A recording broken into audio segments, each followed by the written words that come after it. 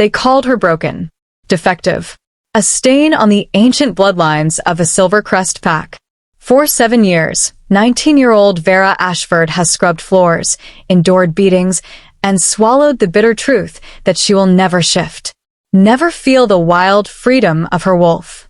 Never be anything more than the orphan servant everyone pities or despises.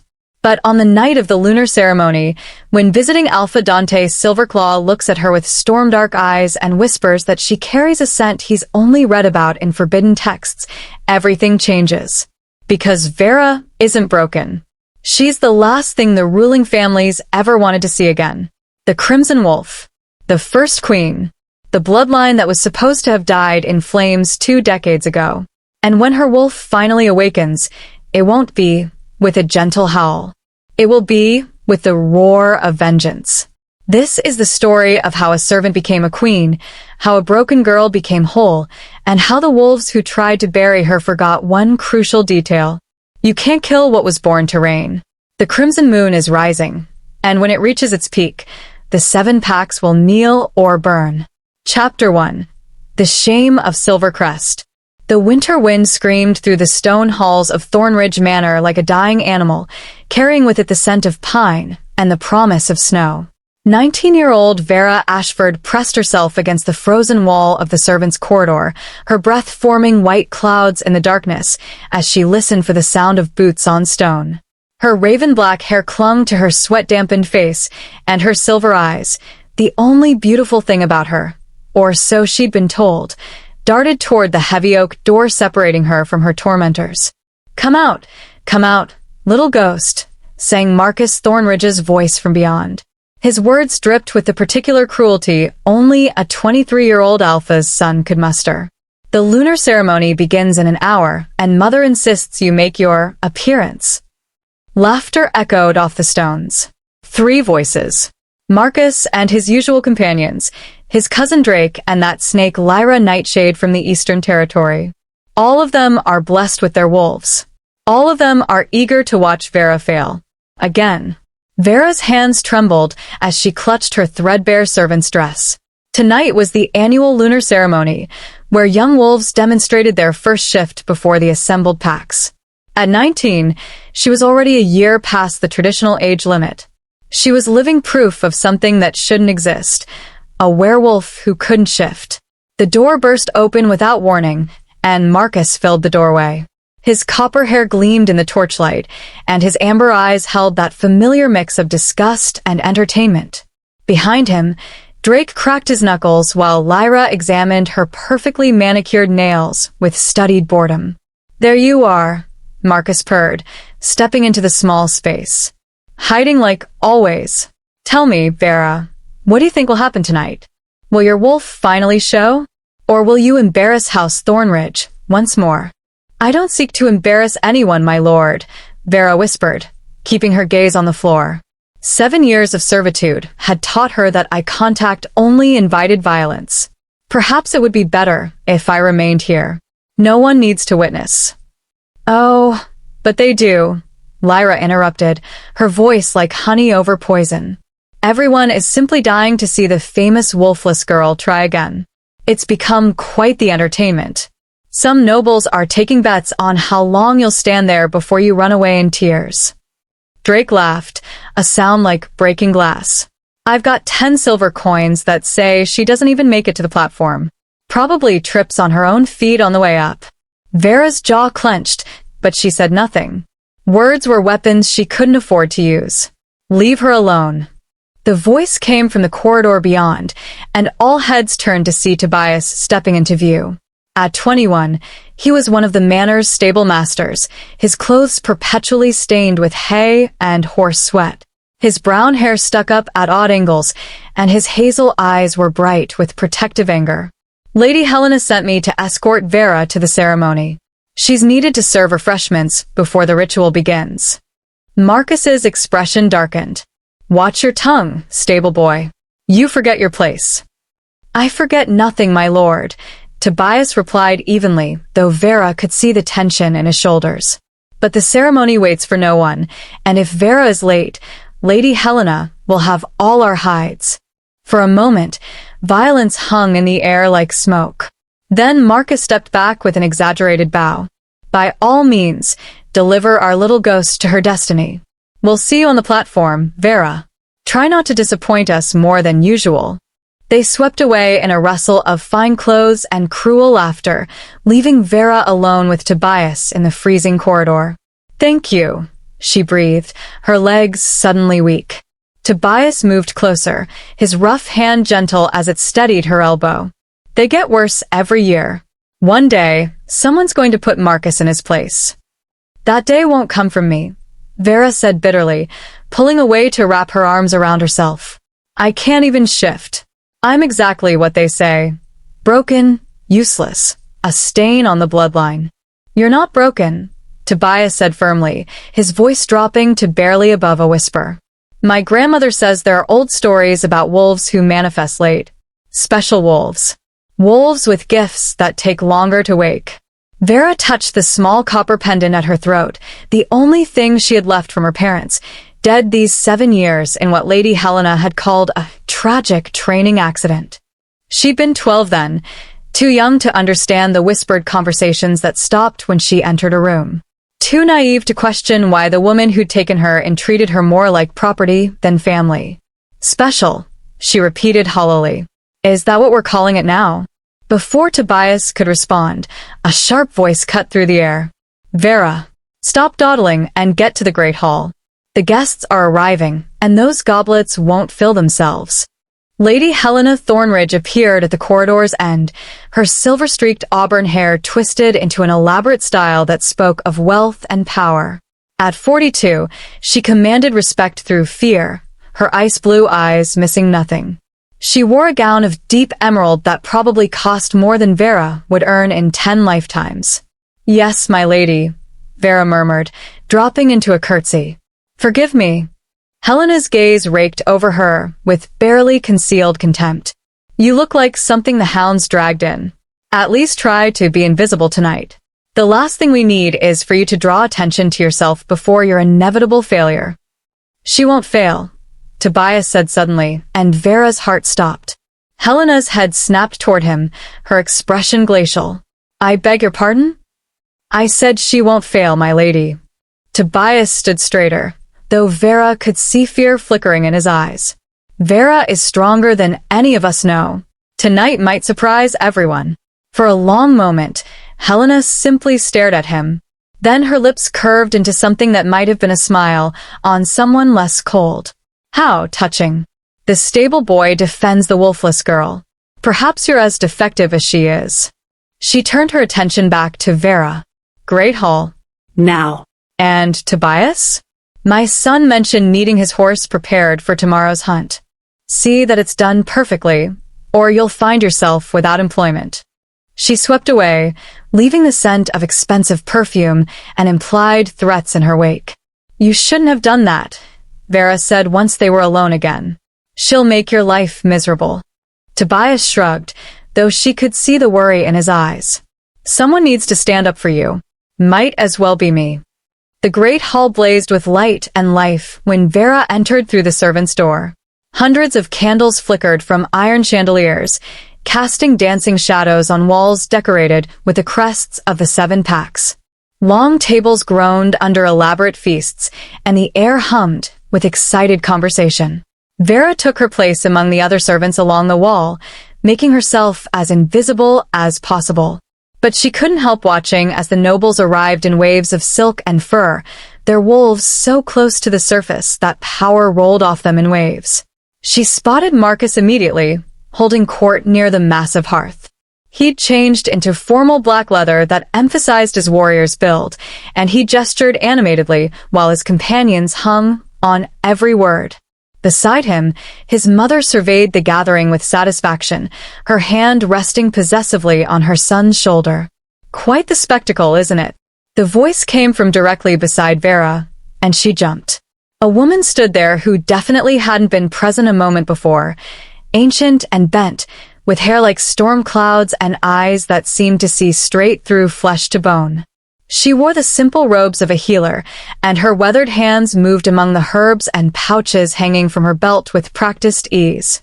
Maeve, Vera stammered. The old healer was a fixture at Thornridge Manor, tending the sick and injured with skills that bordered on magic. I didn't hear you approach. Maeve's smile revealed more gaps than teeth. Old habits, child. I've been walking these halls since before you were born. I learned to move quietly. Her sharp gaze fixed on Vera's face. Tonight's the night, isn't it? The lunar ceremony. Yes, Vera whispered, dread pooling in her stomach. Though I don't know why Lady Helena insists I participate. Everyone knows I can't shift.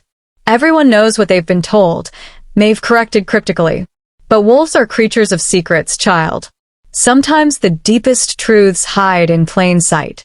She reached out suddenly, her gnarled fingers closing around Vera's pendant. Your mother gave you this? Vera nodded, surprised. That's all I have left of her. Lady Helena tried to take it once, but I fought her. It was the only time I ever stood up to her. Good, Maeve said softly. Never let it go. It's more important than you know. She released the pendant and fixed Vera with an intense stare. Listen to me carefully. When the moment comes tonight, and it will come, don't fight what happens. Don't let fear make you push it away. Do you understand? I don't understand anything, Vera admitted. What moment? What's going to happen? But before Maeve could answer, a hush fell over the great hall. Vera turned toward the entrance and felt her breath catch. A man stood in the doorway, and though she'd never seen him before, every instinct in her body recognized power. He was tall and broad-shouldered, with black hair that fell to his collar and eyes the color of midnight storm clouds. A thin scar cut through his left eyebrow, and he moved with the fluid grace of a born predator. Alpha Dante Silverclaw, someone whispered nearby. Of the Northern Territories. What's he doing here? Vera watched as Lady Helena practically glided across the floor to greet him, her entire demeanor transformed into gracious hospitality. Alpha Silverclaw, what an unexpected honor. Welcome to Thornridge Manor. Dante's voice was deep and resonant, carrying easily through the now silent hall. Lady Thornridge, thank you for your hospitality. I'm investigating certain irregularities, surrounding the death of Alpha King Rowan. My sources suggested I might find answers here. The temperature in the room seemed to drop 10 degrees. Lady Helena's smile never wavered, but Vera saw her fingers curl into claws against her skirt. How tragic that you doubt the official reports. The Alpha King's death in the mountain ambush was thoroughly investigated by my late husband's men. Your late husband's men, Dante repeated, his tone neutral but somehow threatening. How convenient that they all perished in that same ambush. No witnesses to question. Vera felt Maeve's hand squeeze her shoulder once, hard, before the old woman melted back into the shadows. But the healer's words echoed in her mind. When the moment comes, don't fight it. The formal feast that followed was torture. Vera moved through the crowds like a ghost, refilling wine goblets and removing empty plates. She'd perfected the art of invisibility over 7 years, but tonight she felt hyper-aware of everything, every whispered conversation, every glance, every moment. The mysterious Alpha Dante's storm-dark eyes seemed to track her movements across the room. As she approached his table to refill his wine, disaster struck. Marcus chose that exact moment to gesture wildly while telling some boastful story, his elbow catching her arm. The pitcher tilted, sending dark red wine cascading down the front of Dante's expensive silver doublet. The great hall fell silent. Vera's heart stopped as she stared at the spreading stain. In any other circumstance, such clumsiness would result in a severe beating, possibly worse. My lord, she gasped, dropping to her knees immediately. I beg your forgiveness. I'm clumsy and worthless. Please let me stand up. The command was quiet but absolute. Slowly, Vera rose to her feet, finally meeting those storm-dark eyes. Instead of the anger she expected, she saw curiosity and something else she couldn't identify. What's your name? Dante asked, his voice gentler than she'd anticipated. Vera Ashford, my lord. His head tilted slightly, and she saw something flicker across his face. Recognition? Surprise? Ashford, He repeated slowly. That's an interesting name. How old are you, Vera Ashford? 19, my lord. His eyes widened fractionally. 19. And you serve in this house. Before Vera could answer, Lady Helena's voice cut through the moment like a blade. The girl is my ward, Alpha Silverclaw. An orphan I took in from charity. I'm afraid she's rather damaged. She's never manifested her wolf. Murmurs rippled through the watching crowd. Vera felt hundreds of eyes burning into her skin, judging, dismissing, pitying. Dante's gaze never left her face. Never manifested? At 19. A genetic deficiency, Marcus added with cruel satisfaction, materializing beside his mother. We keep her around for simple tasks. She's harmless enough. Harmless, Dante repeated, and Vera caught an odd note in his voice. How unusual. The rest of the feast passed in a blur of humiliation and whispered conversations. Vera completed her duties mechanically, but she couldn't shake the feeling of being watched. Every time she glanced up, she seemed to catch Alpha Dante's eye across the room, his expression thoughtful and intense. As the meal concluded and nobles began moving toward the ceremonial grounds outside, Lady Helena's voice rang out, "My lords and ladies, please proceed to the lunar platform for tonight's ceremony. We have several promising young wolves who will demonstrate their first shifts and—" She paused, her smile sharp as broken glass. "One special case that I'm sure will provide memorable entertainment." Laughter rippled through the crowd, and Vera felt her face burn with shame. She knew exactly who this special case was. The lunar platform stood in the manor's eastern courtyard, a raised circle of ancient stone that gleamed silver in the moonlight. Torches ringed the space, and the assembled nobles formed a semicircle around it, their faces eager with anticipation. The ceremony began with the younger wolves, 17 and 18-year-olds who shifted with graceful ease. Their wolves were beautiful, silver, gray, and russet creatures that moved with predatory elegance. The crowd applauded each transformation, parents beaming with pride. Then came Marcus's turn. Lady Helena's son stepped onto the platform with arrogant confidence, his copper hair catching the torchlight. At 23, he'd shifted years ago, but tradition demanded he demonstrate his abilities before taking on greater responsibilities within the pack. His transformation was smooth and practiced. His russet wolf was large and powerful, drawing appreciative murmurs from the assembled nobles. When he shifted back to human form, he wore a smirk of supreme satisfaction. And now, Lady Helena announced, her voice carrying clearly through the courtyard, we come to a unique situation. Vera Ashford, ward of House Thornridge, will attempt her first transformation at the unprecedented age of 19. The whispers grew louder, more excited. This wasn't a ceremony now, it was entertainment. Vera felt hundreds of eyes upon her as she made her way to the platform on unsteady legs. Her servant's dress seemed even more shabby under the moonlight, and her bare feet were numb with cold against the ancient stones. Go on then, Marcus called out, his voice full of malicious glee. Show us your magnificent wolf, little ghost. Vera closed her eyes and reached deep within herself, searching for the spark of wildness that every werewolf possessed. She tried this countless times in private, straining until her head pounded and her body ached. But now, with the entire pack watching, she tried once more. Please, she begged silently. Please let me be whole. Just this once. Nothing. The silence stretched on, broken only by the crackling of torches and the soft shuffle of feet. Vera opened her eyes to find every face staring at her with expressions ranging from pity to disgust to cruel amusement. Perhaps she needs encouragement, someone called out, and laughter rippled through the crowd. Or perhaps she's exactly what we suspected, Marcus said, stepping closer to the platform.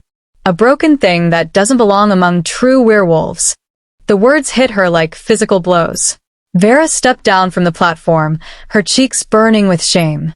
But as she moved toward the servant's exit, Dante's voice stopped her. Where are you going, Miss Ashford? The ceremony isn't finished. She turned back, confusion and humiliation warring in her chest. "My lord." He stood now, his tall form commanding attention even in the crowded courtyard. "Surely you have some explanation for your condition. Some insight into why your wolf remains dormant." Vera swallowed hard, fighting back tears. "I have no explanation that would satisfy anyone, my lord. But I am still here, still standing. Whatever I am or am not, I survive."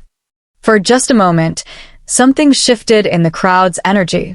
A few faces showed surprise at her quiet dignity, but Marcus's sneer only deepened. "Survival isn't strength, servant," he said dismissively. "It's just stubbornness." He gestured toward the manor. "Remove this embarrassment from our sight." As Vera finally escaped to the servants' quarters, she didn't notice the way some of the older nobles exchanged meaningful glances.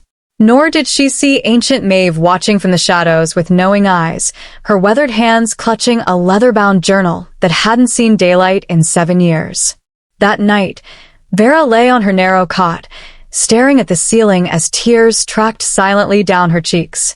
Sleep eluded her, driven away by the echoing laughter of the courtyard. But when exhaustion finally claimed her, the dreams came, vivid and strange. A crimson wolf, larger than any she'd ever seen, stood at the edge of a moonlit clearing. Its eyes blazed with golden fire as it gazed at her with infinite patience and something that felt like recognition. Love even. In the dream, Vera could feel its power, its ancient wisdom, its desperate desire to reach her. But every time she tried to step closer, the wolf faded like morning mist, leaving her alone in darkness. She woke with tears on her cheeks and a hollow ache in her chest that felt like grief for something lost before it could be found. But she didn't know that in a tower room high above, Alpha Dante Silverclaw stood at his window, staring out at the moon with troubled eyes and questions he couldn't answer. Why did that girl's scent, so faint he could barely detect it, smell like old parchment and wild roses and something that made his wolf pace restlessly? Why did looking into her silver eyes feel like coming home? And why did every instinct in his body scream that Vera Ashford was infinitely more important than anyone in this cursed manor realized? Chapter 2. The Alpha's Suspicion. 3 days after her public humiliation, Vera carried a wooden bucket of scrub water through Thornridge Manor's main corridor, her movements automatic after years of servitude. The stone floors gleamed from her morning's work, though she knew Lady Helena would find fault regardless. Her silver eyes were rimmed with exhaustion. The dreams of the Crimson Wolf had grown more vivid each night, leaving her restless and aching. The sudden thunder of hooves in the courtyard made her pause. Through the tall windows, she could see Alpha Dante's party preparing for departure. Relief and something that felt dangerously like disappointment warred in her chest.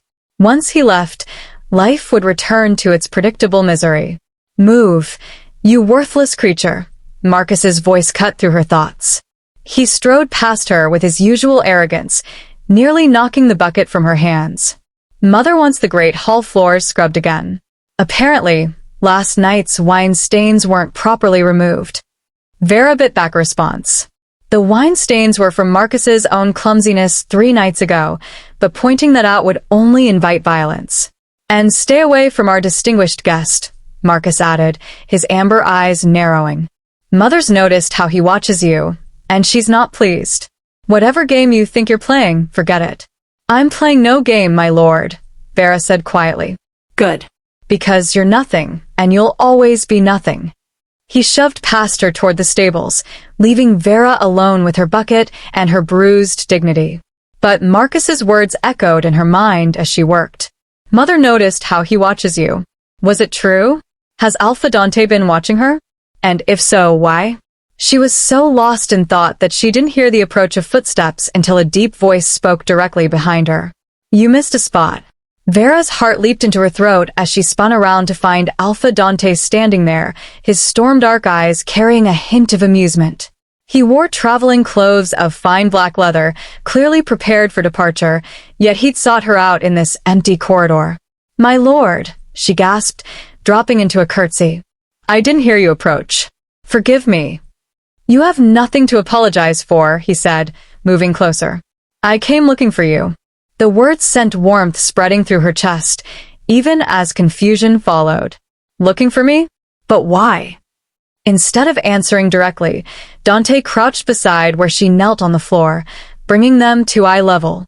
This close, she could see flecks of silver in his dark eyes and catch his scent, pine forests and winter storms, wild and intoxicating. Tell me about your parents, Vera, he said quietly. The question caught her completely off guard. My lord, your parents. What do you remember about them?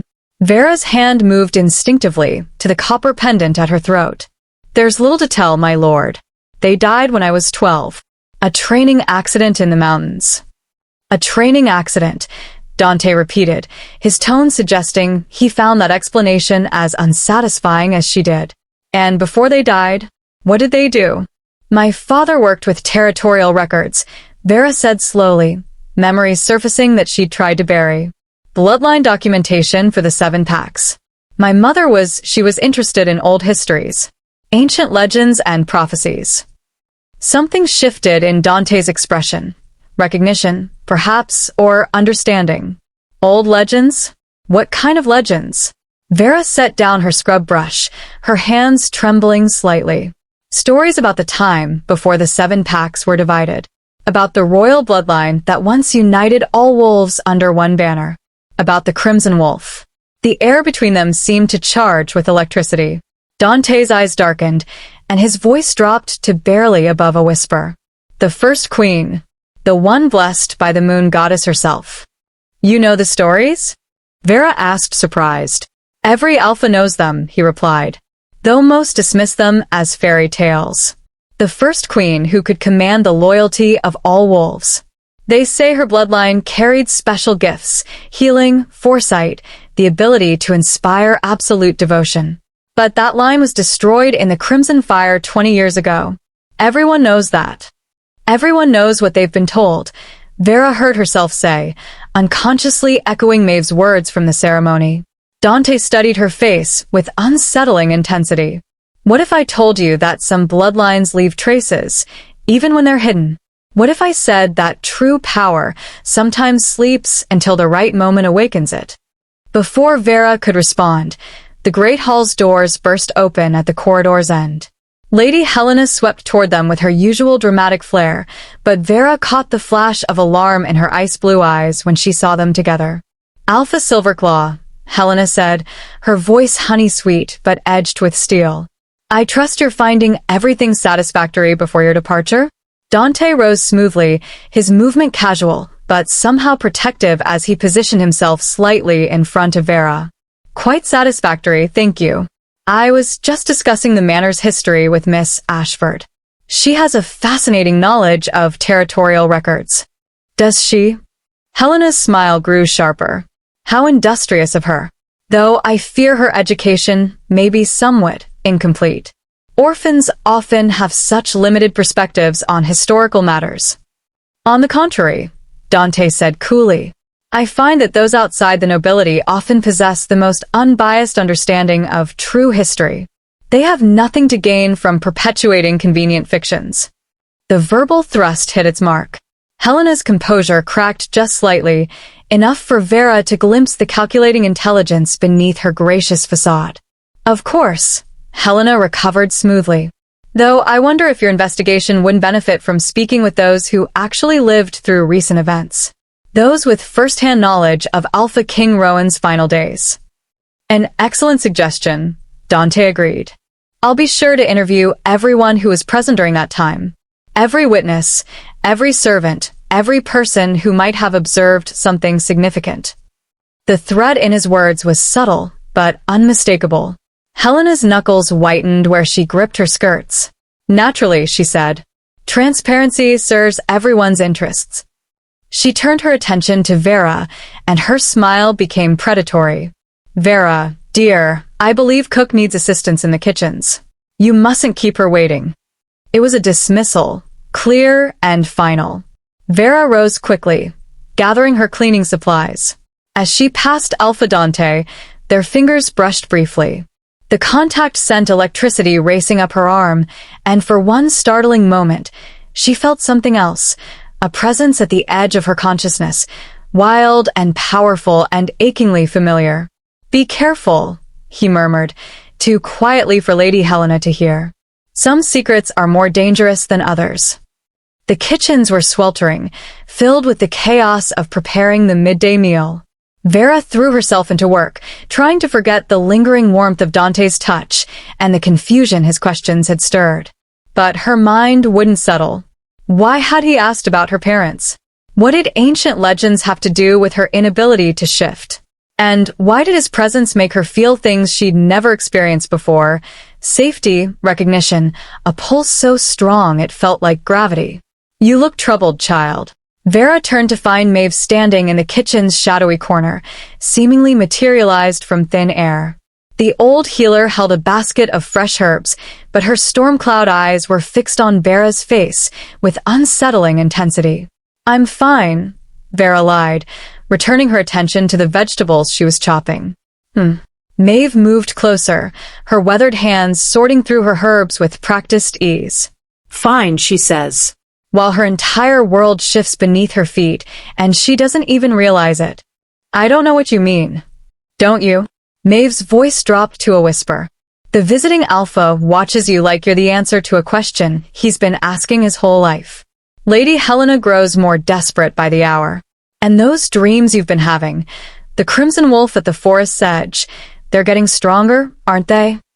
Vera's knife clattered to the cutting board. "How do you know about my dreams?" "Because I've been waiting for them," Maeve said simply. "Waiting since the night your parents died and Lady Helena brought you here, scared and broken, and too young to understand what was being stolen from you." "What are you talking about?" Vera demanded, her voice rising despite the risk of being overheard. "What was stolen from me?" Before Maeve could answer, Cook's sharp voice cut through the kitchen. "Vera, stop gossiping and finish those vegetables. And you, Maeve, if you're not here on healing business, then out with you. I've got a meal to prepare." Maeve's gnarled fingers closed around Vera's wrist, squeezing once with surprising strength. "Meet me in the herb garden tonight," she whispered urgently. "After the household sleeps. There are things you need to know before it's too late." Then she was gone, melting back into the shadows like smoke, leaving Vera with trembling hands and a growing sense that her carefully constructed understanding of the world was about to shatter. The afternoon passed in agonizing slowness. Vera went through her duties mechanically, but her thoughts churned with questions. What could Maeve possibly tell her that would make sense of any of this? As evening approached, she found herself in the great hall, laying out place settings for the farewell dinner Lady Helena was hosting for Alpha Dante. The nobles were gathering again, dressed in their finest, eager for one last opportunity to curry favor with the powerful Northern Alpha. Vera kept to the shadows, but she felt Dante's gaze find her repeatedly across the crowded space. Each time their eyes met, something electric passed between them. Recognition, curiosity, and something deeper that made her breath catch. The formal dinner was torture. Vera moved between tables, refilling goblets and removing plates, hyper-aware of every moment Dante's storm-dark eyes tracked her movements. She noticed other things too, the way Lady Helena watched them both with calculating intensity, how Marcus's jaw clenched whenever Dante spoke to any servant, the whispered conversations that stopped when she approached. As she reached to refill the wine goblet of Lord Brennan Nightshade, Lyra's father and one of Lady Helena's closest allies, she overheard a fragment of conversation that made her blood run cold. "Can't let him keep investigating," Brennan was murmuring to Helena. "If he uncovers what really happened to Rowan, everything we've built will crumble." "He won't live long enough to report his findings," Helena replied, her voice barely audible. "The mountain pass is treacherous this time of year. So many tragic accidents happen there." Vera's hand trembled, nearly spilling wine across the table. They were planning to kill Alpha Dante. Just like they'd killed the Alpha King. Just like they'd probably killed her parents. She had to warn him. But how? She was nothing, nobody. If she tried to speak to him publicly, Helena would have her beaten or worse. And if she tried to get a private message to him, Marcus's network of spies would discover it within minutes. The dinner concluded with elaborate toasts to Alpha Dante's safe journey. He accepted their well wishes with polite neutrality, but Vera caught the way his eyes narrowed when Helena spoke of the treacherous mountain roads he'd be traveling. As the nobles began retiring for the evening, Vera slipped away to the herb garden to wait for Maeve. The moon hung heavy and full in the sky, bathing the garden in silver light that made the plants seem to glow. She didn't have to wait long. Maeve appeared like a ghost among the shadows, carrying a leather-bound journal that looked ancient. "Good," the old woman said. "You came. Now sit, child. There's much to tell, and little time." Vera settled onto a stone bench, her heart hammering. "Maeve, I overheard something terrible. Lady Helena is planning to kill Alpha Dante in the mountain pass," Maeve finished calmly. "Yes, I know. Just as she killed Alpha King Rowan 7 years ago. Just as she orchestrated the training accident that killed your parents." The confirmation hit Vera like a physical blow. "My parents were murdered? Oh, child." Maeve's expression softened with ancient grief. "Your parents were murdered because they discovered the truth about you. About what you are. About why Lady Helena took you in, not from charity, but to control you. To keep you weak and broken until you could be eliminated properly." "I don't understand," Vera whispered. "What am I? I'm nothing special. I can't even shift." Maeve opened the leather journal, its pages yellowed with age. "This belonged to your mother, Iris Ashford. She hid it before the end. Read, child. Learn what you truly are." With trembling fingers, Vera took the journal. Her mother's elegant handwriting filled the pages, documenting research into ancient bloodlines and royal genealogies. But it was a particular passage that made Vera's breath catch. The legend speaks of the Crimson Wolf, the first queen who united the 7 packs under one crown. Her bloodline was thought destroyed in the Crimson Fire, but evidence suggests otherwise. If our research is correct, if the royal line survived in hiding, then the rightful heir to the throne still lives. The child bears the mark. She will manifest when the time is right, when danger calls forth her true nature. Vera's fingers flew to the copper pendant at her throat, and for the first time, she truly looked at it. Not copper at all, but rose gold, engraved with symbols she'd thought were decorative, but now recognized as ancient pack markings. "The mark," she breathed. "Your mother knew," Maeve said quietly. "She knew that revealing the truth too early would mean death for you all. The current ruling families, including the Thornridges, built their power on the assumption that the royal line died out. Your existence threatens everything they've worked to achieve." "Lady Helena," Vera said, pieces clicking together like a terrible puzzle. "She knew what I was. That's why she took me in. Not to protect me, but to control me. To make me believe I was nothing. To make you believe you were broken," Maeve confirmed. "And it might have worked, except for one thing she didn't anticipate." "What?" "Alpha Dante Silverclaw." Maeve's weathered face creased into something that might have been a smile. "True alphas can sense royal blood, even when it's dormant. His presence has begun awakening something in you, hasn't it? You feel it stirring when he's near." Vera thought of the electricity that sparked between them, the presence she'd felt at the edge of her consciousness, the way her entire being seemed to come alive in his proximity. "I feel something," she admitted, "but I don't know what it means." "It means," Maeve said, her voice heavy with significance, "that your wolf has found her true mate, and that recognition is beginning to wake her from her long sleep." Before Vera could respond, the sound of breaking glass shattered the garden's peace. Both women spun toward the sound to see a dark figure sprawled on the ground beneath Alpha Dante's window, 3 floors up. Vera's heart stopped as she recognized the black leather traveling clothes. "No," she whispered, already running toward the fallen figure.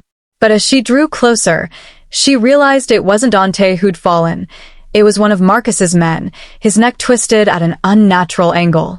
And standing in the window high above, silhouetted against the moonlight, was Alpha Dante himself, very much alive and holding a bloody dagger. His storm-dark eyes found hers across the distance, and even from here, she could see the fury and determination blazing in them. "It seems," he called down, his voice carrying clearly through the night air, "that your warning about dangerous secrets was well-timed. This assassin just tried to introduce poison to my wine." Guards were already running toward the commotion, their shouts filling the previously quiet night. Lady Helena appeared in her nightgown, her expression a masterwork of false concern. "What's happened?" she demanded. "Alpha Silverclaw, are you injured?" "No," Dante replied, his gaze still locked on Vera. "Thanks to an unexpected intervention. It seems someone in this manor still values honor over ambition." And in that moment, Vera understood. He knew. He'd figured out the plot against him, possibly even suspected Lady Helena's involvement. But he was giving Vera, the chance to choose a side. She could remain silent and let Helena's version of events shape the narrative, could continue playing the role of the broken, powerless servant. Or she could speak, could risk everything to tell the truth. "My lord," Vera heard herself say, her voice stronger than she'd ever heard it. "There's something you need to know about what really happened to Alpha King Rowan, and about why my parents really died." Lady Helena's face went white as freshly fallen snow. Marcus stepped forward from where he'd been watching in the shadows, his hand moving to his weapon. "The servant girl speaks out of turn," he snarled. Clearly the excitement has added to her simple mind. But Dante was already moving, descending the stairs with supernatural speed. Within moments, he stood in the garden, his powerful presence seeming to fill the entire space. "Let her speak," he commanded, his voice carrying the absolute authority of his alpha nature. "I want to hear what Miss Ashford has to say." Vera felt every eye in the garden turn toward her, nobles roused from their beds, servants drawn by the commotion, guards awaiting orders. This was her moment. The choice that would determine not just her future, but possibly the fate of all 7 packs. Her hand closed around the rose gold pendant, and she felt warmth pulse against her palm. In her mind, she heard her mother's voice from old memories. "You are stronger than they will ever let you believe, my darling. When the moment comes, trust your heart." "Lady Helena murdered Alpha King Rowan 7 years ago," Vera said clearly. "She orchestrated my parents' deaths when they discovered evidence of her crime. And tonight, she sent that assassin to kill you before you could uncover the truth." The silence that followed was deafening. Then Lady Helena laughed, a sound like shattering crystal. The ravings of a disturbed girl who's finally cracked under the weight of her own inadequacy. "My lord, I assure you—" "I have proof," Vera interrupted, and was shocked by the strength in her own voice. "My mother's journal. Documentation of bloodlines and territorial transfers that only make sense if someone orchestrated Rowan's death to seize power." "Lies," Marcus snarled, drawing his sword. "The wolfless freak is delusional." "Sheath your weapon," Dante commanded, and the force of his words made Marcus stumble backward. "Now." The young lord's sword clattered to the ground, his face pale with shock at being so easily dominated. Dante turned to Vera, and the look in his storm-dark eyes made her breath catch. "Show me this journal." Maeve stepped forward, producing the leather-bound book from her robes. "I've kept it safe these 7 years, waiting for the right moment." As Dante began leafing through the pages, his expression growing darker with each revelation, Lady Helena made her move. "Guards," she shrieked. "Arrest them all. The servant, the healer, and the alpha who dares to threaten the peace of this manor." But the guards hesitated, uncertainty flickering across their faces. The balance of power in the garden had shifted in some fundamental way they couldn't quite name. "I wouldn't do that if I were you," came a new voice from the garden's entrance. Vera turned to see Tobias standing there, but he wasn't alone. Behind him stood a dozen stable hands and servants, all armed with whatever tools they'd been able to grab: pitchforks, hammers, kitchen knives. "We've lived under the Thornridge's cruelty for too long," Tobias said, his voice steady despite the obvious fear in his eyes. "If Alpha Dante says he has evidence of murder, then we believe him. Not the woman who's beaten us, starved us, and treated us like property for years." One by one, the guards lowered their weapons. Some even moved to stand with the servants, their expressions grim but resolved. Lady Helena stared at the scene with undisguised horror. "You're all traitors," she hissed. "When I'm done with you." "You're done now," Dante said quietly, closing the journal. "This documentation, combined with the assassin's attack tonight, gives me more than enough evidence to bring formal charges before the Council of Alphas. Lady Helena Thornridge, you are under arrest for the murder of Alpha King Rowan and conspiracy to commit treason against the Seven Packs." "You can't do this," Helena shrieked, her composure finally shattering completely. "I am the Lady of Thornridge Manor. I have rights." "You have the right to a fair trial," Dante replied coolly, "which is more than you gave your victims." He turned to his own guards, who had emerged from the manor fully armed. "Secure Lady Thornridge and her son. They'll be transported to the Northern Territories for judgment." As the guards moved to comply, Helena's wild eyes fixed on Vera with pure hatred. "This is your fault," she spat. "You worthless, broken thing. You should have died with your parents." The words should have hurt. A week ago, they would have destroyed her. But now, standing in the moonlit garden with truth finally spoken and allies at her back, Vera felt something different stirring in her chest. Not pain. No shame. Power. "I'm not broken," she said quietly. "I never was. You just needed me to believe I was." The warmth in her chest was spreading now, flowing through her limbs like liquid fire. The rose gold pendant blazed hot against her skin, and somewhere deep inside, she felt something ancient beginning to wake. "Vera?" Dante's voice seemed to come from far away. "What's happening?" She looked up at him and was distantly surprised to see concern in his storm-dark eyes. "I don't know," she whispered. "But I think she's finally ready." "Who's ready?" Marcus demanded from where guards held him. "What's the freak talking about?" Maeve's voice cut through the confusion, heavy with ancient knowing. "The Crimson Wolf. She's been sleeping for 19 years, waiting for the right moment, waiting for her true mate to find her, waiting for danger great enough to call her forth." The transformation began without warning. Vera's scream of shock became a howl as her body began to change. But this wasn't the gentle shift of a normal werewolf. This was power erupting like a volcano, wild and unstoppable and magnificent. Red light blazed from her skin as her bones restructured and reformed. She fell to her hands and knees, gasping as her body expanded and changed. Through the pain and chaos, she heard gasps and cries of awe from the watching crowd. When the transformation finally completed, Vera stood in the garden on 4 powerful legs. She caught her reflection in the garden's ornamental pool and couldn't recognize herself. The wolf staring back was massive, nearly as tall as a horse at the shoulder. Her fur blazed crimson as fresh blood under the moonlight, and her eyes burned with golden fire. Power radiated from her like heat from a forge, making the very air shimmer. Around the garden, every werewolf present, noble and servant alike, dropped to their knees. Not from compulsion, but from the overwhelming instinct to submit to the ultimate alpha. Even Lady Helena, still struggling against her guards, went still as her wolf recognized and submitted to true royalty. Only Alpha Dante remained standing, and the expression on his face was pure wonder.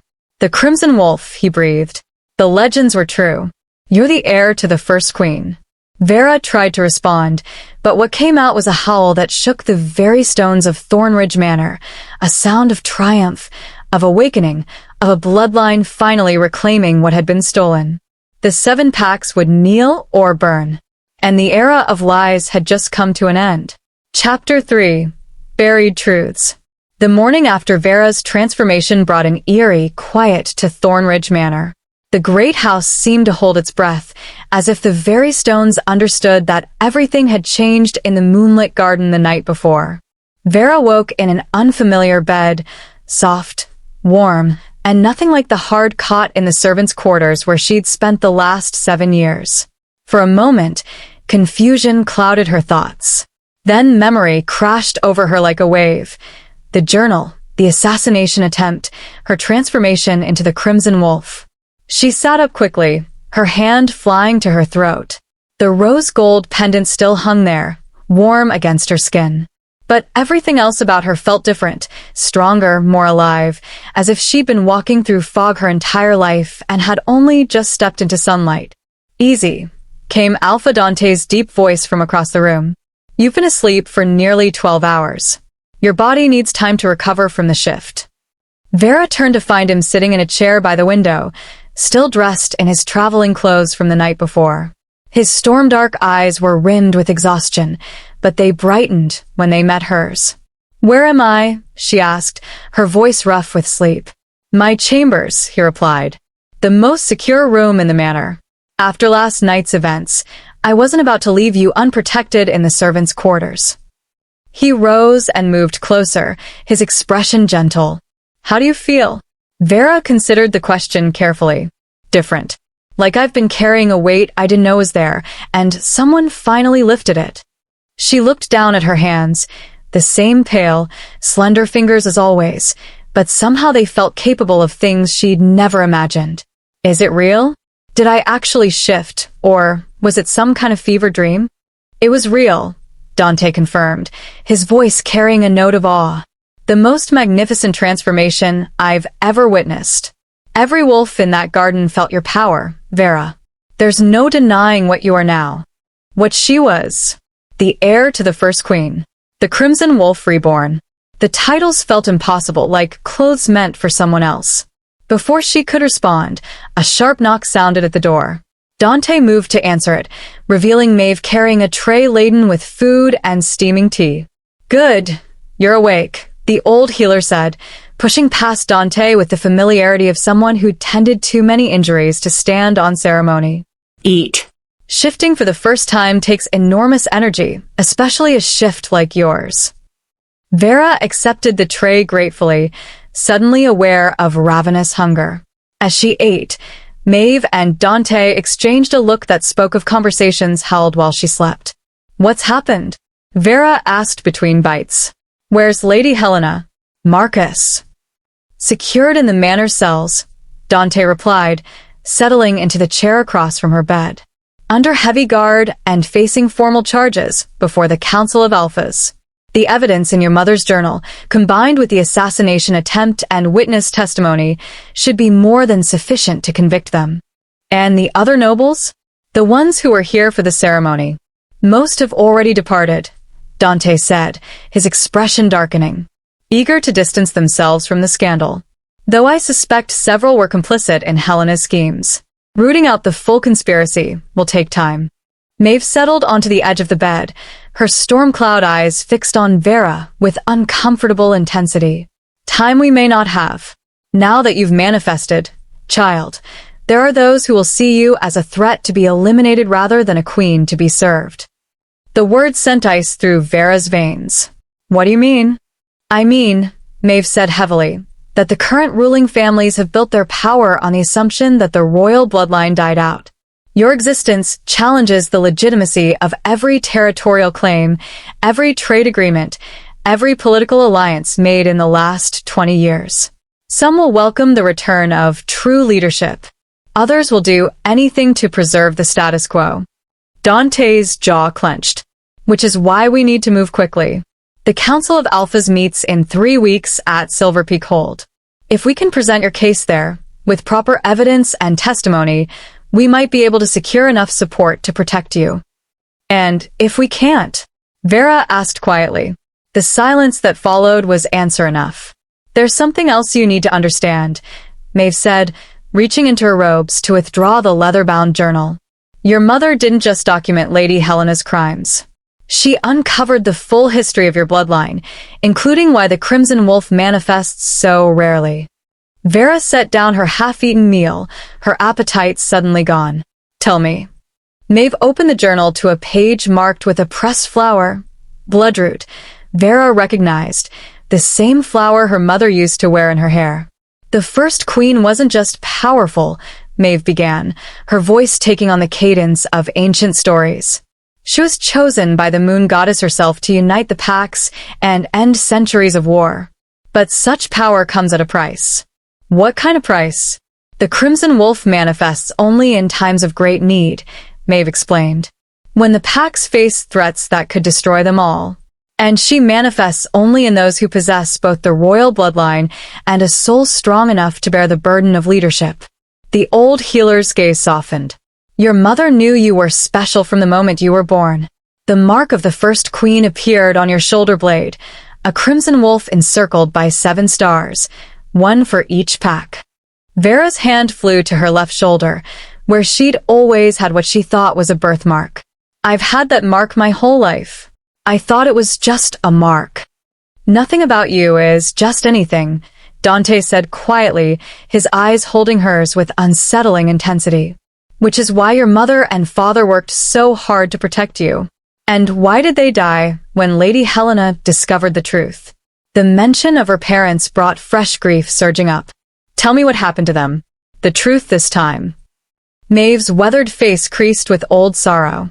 Your father, Aldrich, was the keeper of bloodlines, responsible for maintaining the genealogical records of all 7 packs.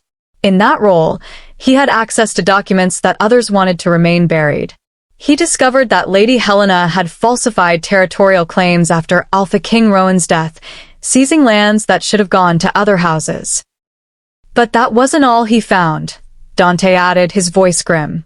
He also uncovered evidence that Helena had been systematically poisoning the Alpha King for months before his supposed death in the mountain ambush. The ambush itself was staged. Rowan was already dying from the poison. Helena just needed a convenient cover story. Vera's hands clenched into fists. And my mother? Your mother, Iris, was a scholar of the old ways, Maeve continued. She studied the ancient prophecies and legends that most dismissed as fairy tales. When Aldrich shared his discoveries about Helena's crimes, Iris realized something else, that the timing of these events coincided with an old prophecy about the Crimson Wolf's return. The old healer turned to another page in the journal, revealing an intricate drawing of a crimson wolf standing beneath a blood moon. Beneath it, written in her mother's elegant script, were words that made Vera's breath catch. When corruption claims the highest throne, when lies are law and truth unknown, when 7 packs stand torn apart, the Crimson Wolf will wake and start a reign of fire, justice pure, to heal the wounds and find the cure. Born of blood both old and true, she'll rise when darkness breaks in two. They knew, Vera whispered. They knew I would manifest when the corruption became too great to bear. They knew, Maeve confirmed. And they tried to protect you by hiding the evidence, by keeping you ignorant of your true nature. But Helena discovered their research. She couldn't risk them revealing what they'd learned, so she arranged for both of them to die in what appeared to be a training accident in the mountains. Why didn't she kill me too? Vera demanded, anger and grief warring in her chest. If she knew what I was, why let me live? Because killing you would have raised too many questions, Dante answered. Aldrich and Iris Ashford dying in an accident could be explained. But if their 12-year-old daughter died shortly after, that would have invited investigation. Instead, Helena did something more insidious.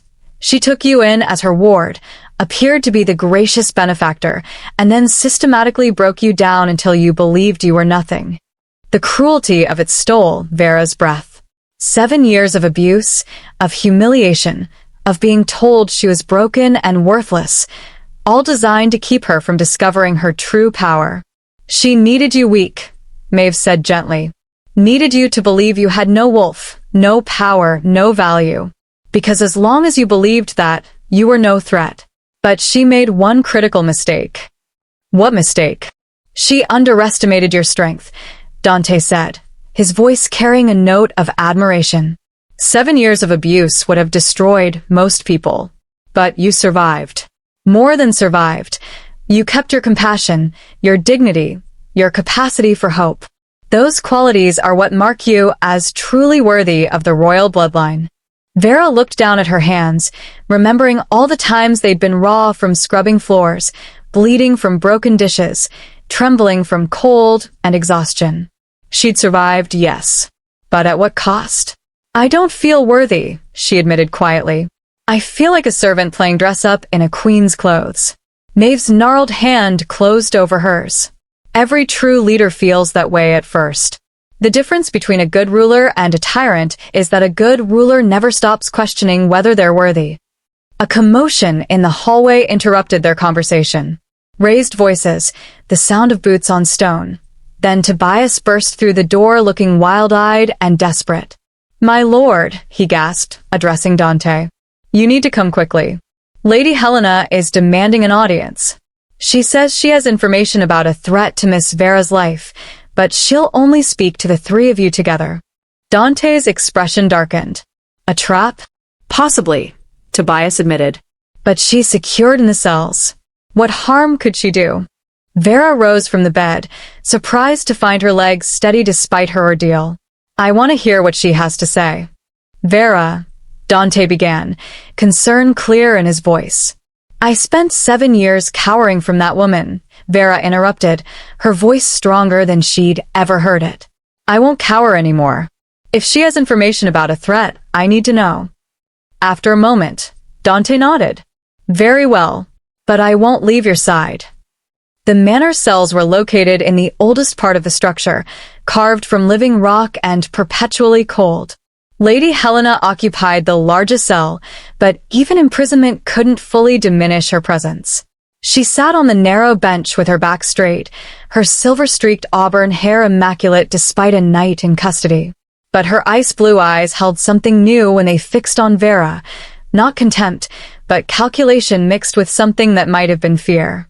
"Well," Helena said as they approached, "the servant girl has become the Crimson Wolf. How the world turns." "You requested this audience," Dante said coldly.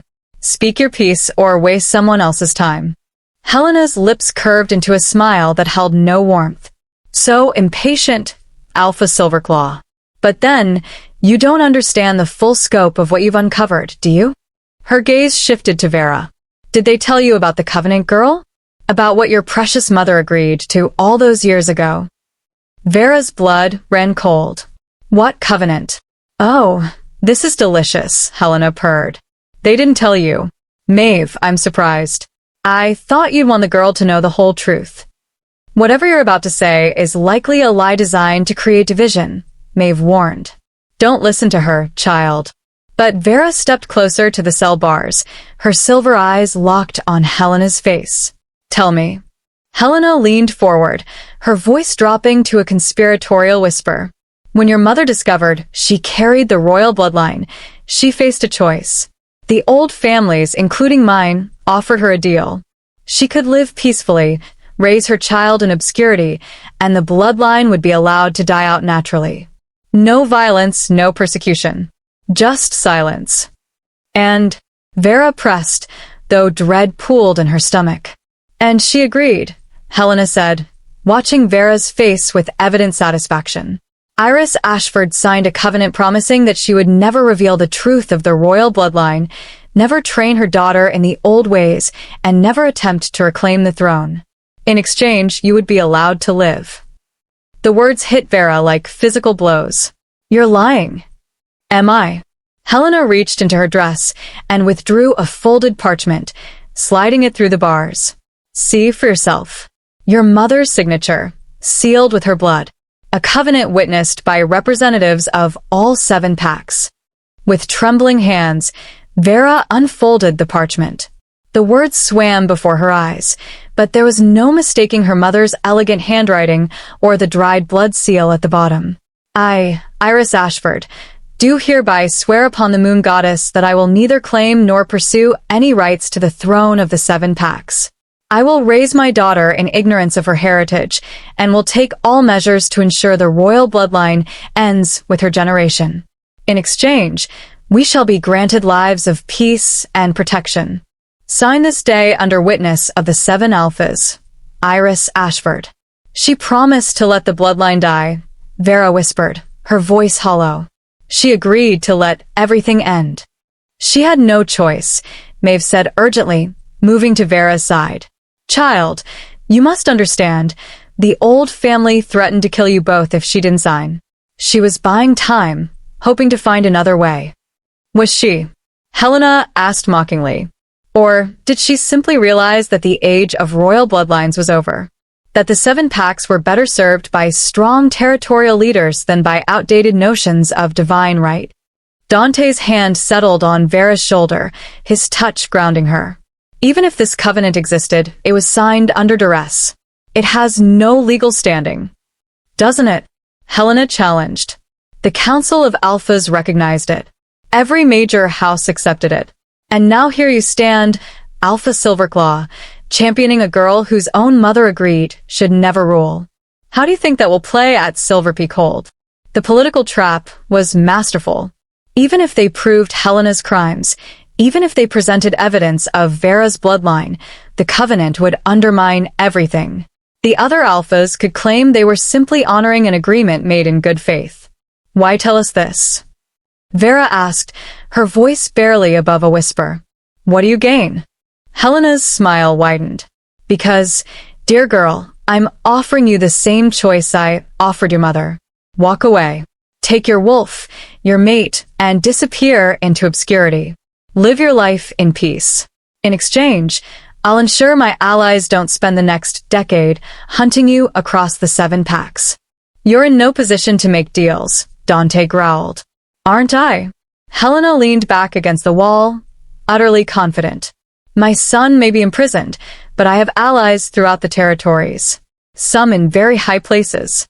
They know about the covenant, and they won't be pleased to see it violated. You might win your case against me, Alpha Silverclaw, but you'll never get enough support to crown her. Vera stared at the woman who had tormented her for 7 years, seeing the calculation behind every word. Helena was cornered, yes, but she was still dangerous, still maneuvering, still fighting. And the terrible thing was she might be right. I need time to think, Vera said abruptly, turning away from the cell. I need air. She fled the cells without waiting for a response, her footsteps echoing off the ancient stone. Behind her, she heard Dante giving orders to increase the guard, and Maeve's voice raised in argument with Helena. But it all seemed distant, muffled, as if she were underwater. She found herself in the manor's eastern courtyard, the same place where she'd stood on the lunar platform 3 nights ago and failed to shift. The morning sun cast long shadows across the stones, and frost sparkled on the grass like scattered diamonds. I thought I'd find you here. Vera turned to find Dante approaching, his expression troubled but gentle. He'd removed his formal traveling cloak, revealing the fine black shirt beneath, and his dark hair was disheveled from running his hand through it, a gesture of frustration she was beginning to recognize. My mother agreed to let the bloodline die, Vera said without preamble. She signed away any claim I might have to the throne. How can I stand before the council and ask them to crown me when my own mother thought it was better to let everything end? Dante came to stand beside her, his presence solid and reassuring. Your mother was protecting you the only way she knew how. That doesn't mean her choice binds you forever. Doesn't it? Vera challenged. Helena's right. The other alphas will use that covenant to justify keeping things as they are. And maybe they should. Maybe the age of royal bloodlines is over. Maybe the 7 packs are better off with territorial leaders than with someone like me trying to unite them. Someone like you, Dante repeated softly. You mean someone who understands suffering? Someone who's known powerlessness and humiliation? Someone who survived 7 years of abuse and emerged with her compassion intact. He turned to face her fully, his storm-dark eyes intense. Vera, I've served under 3 different Alpha Kings in my lifetime. All of them were born to power, raised to rule, trained in strategy and politics from the cradle. And do you know what not one of them had? What? The ability to see people, truly see them, as more than pieces on a board. The Alpha King who died was a good man, but he saw the packs as territories to manage, not as people to serve. Your mother's covenant might have been intended to protect you, but it's not binding on your choices. You get to decide who you become. And if I decide that Helena's right? Vera asked, voicing the fear that had been growing since she read the covenant. If I decide that trying to claim the throne will just lead to more bloodshed and chaos. Dante was quiet for a long moment, his gaze distant. When he finally spoke, his voice was low and serious. "Then I'll respect your choice. I'll take you somewhere safe, somewhere far from the political machinations of the Seven Packs, and I'll spend the rest of my life keeping you protected." The words should have been comforting. Instead, they filled Vera with a strange sense of loss. "But," she prompted, sensing there was more. "But I'll also know that Lady Helena won," Dante said quietly. "She took a girl with the potential to change everything and broke her so thoroughly that even when her power awakened, she was too afraid to use it. And the Seven Packs will continue falling apart, torn by territorial disputes and corruption, until eventually, we destroy ourselves completely." The brutal honesty of his words cut through Vera's confusion like a blade through fog. She thought of the servants who had stood with Tobias in the garden, risking everything because they were tired of living under Helena's cruelty. She thought of her parents, who had died trying to protect evidence that could bring justice. She thought of the prophecy her mother had written in her journal. "The Crimson Wolf will wake and start a rain of fire, justice pure." "I'm afraid," Vera admitted, her voice breaking. "I'm terrified that I'll try to lead and fail, that I'll make things worse instead of better, that I'm not strong enough or smart enough or brave enough." Dante's hand came up to cup her cheek, his thumb brushing away a tear she hadn't realized had fallen. "Every good leader I've ever known has felt exactly that way. It's the ones who think they're infallible that you have to watch out for." "How do you know I could be a good leader?" "Because," he said simply, "3 nights ago, you stood on a platform in front of hundreds of people who had spent years telling you that you were nothing. And instead of running away, instead of accepting their judgment, you stood tall and told them you survived. That took more courage than most warriors show in battle." His words resonated with something deep inside her, the part that had kept her going through 7 years of abuse, the part that had whispered she was more than what they said, the part that had finally awakened in the moonlit garden. "If I do this," Vera said slowly, "if I try to claim what's mine, I need to do it the right way. Not through violence or revenge, but through justice. Through being the kind of leader my parents would have been proud of." "Then that's exactly what we'll do," Dante replied, his expression fierce with determination. "We'll build a case so airtight that even your mother's covenant can't undermine it. We'll gather allies who believe in true leadership rather than convenient power structures. And we'll remind the Seven Packs what it means to be united under a worthy banner. And Lady Helena will face justice for her crimes," Dante said firmly. "But we'll do it through proper channels, through the council, through law rather than lynching. You'll prove you're different from her by how you handle her defeat." Vera felt something settle in her chest, not confidence exactly, but purpose. A sense that maybe, just maybe, she could become who she was meant to be. "What's the first step?" she asked. Dante's smile was fierce and proud. "First, we finish documenting every crime Helena and her allies committed. Then we send messages to the other territorial alphas, inviting them to Silver Peak Hold for a special council session. And then, Vera Ashford, we show them exactly what the Crimson Wolf is capable of." As they stood together in the frost-sparkled courtyard, Vera felt her wolf stir beneath her skin, not emerging, but present, waiting. The crimson power that had blazed to life in the garden now pulsed steady and strong, a reminder that she was no longer the broken servant girl. She was the heir to the first queen, and her reign was about to begin. Chapter 4. The Hunt in Shadowpine.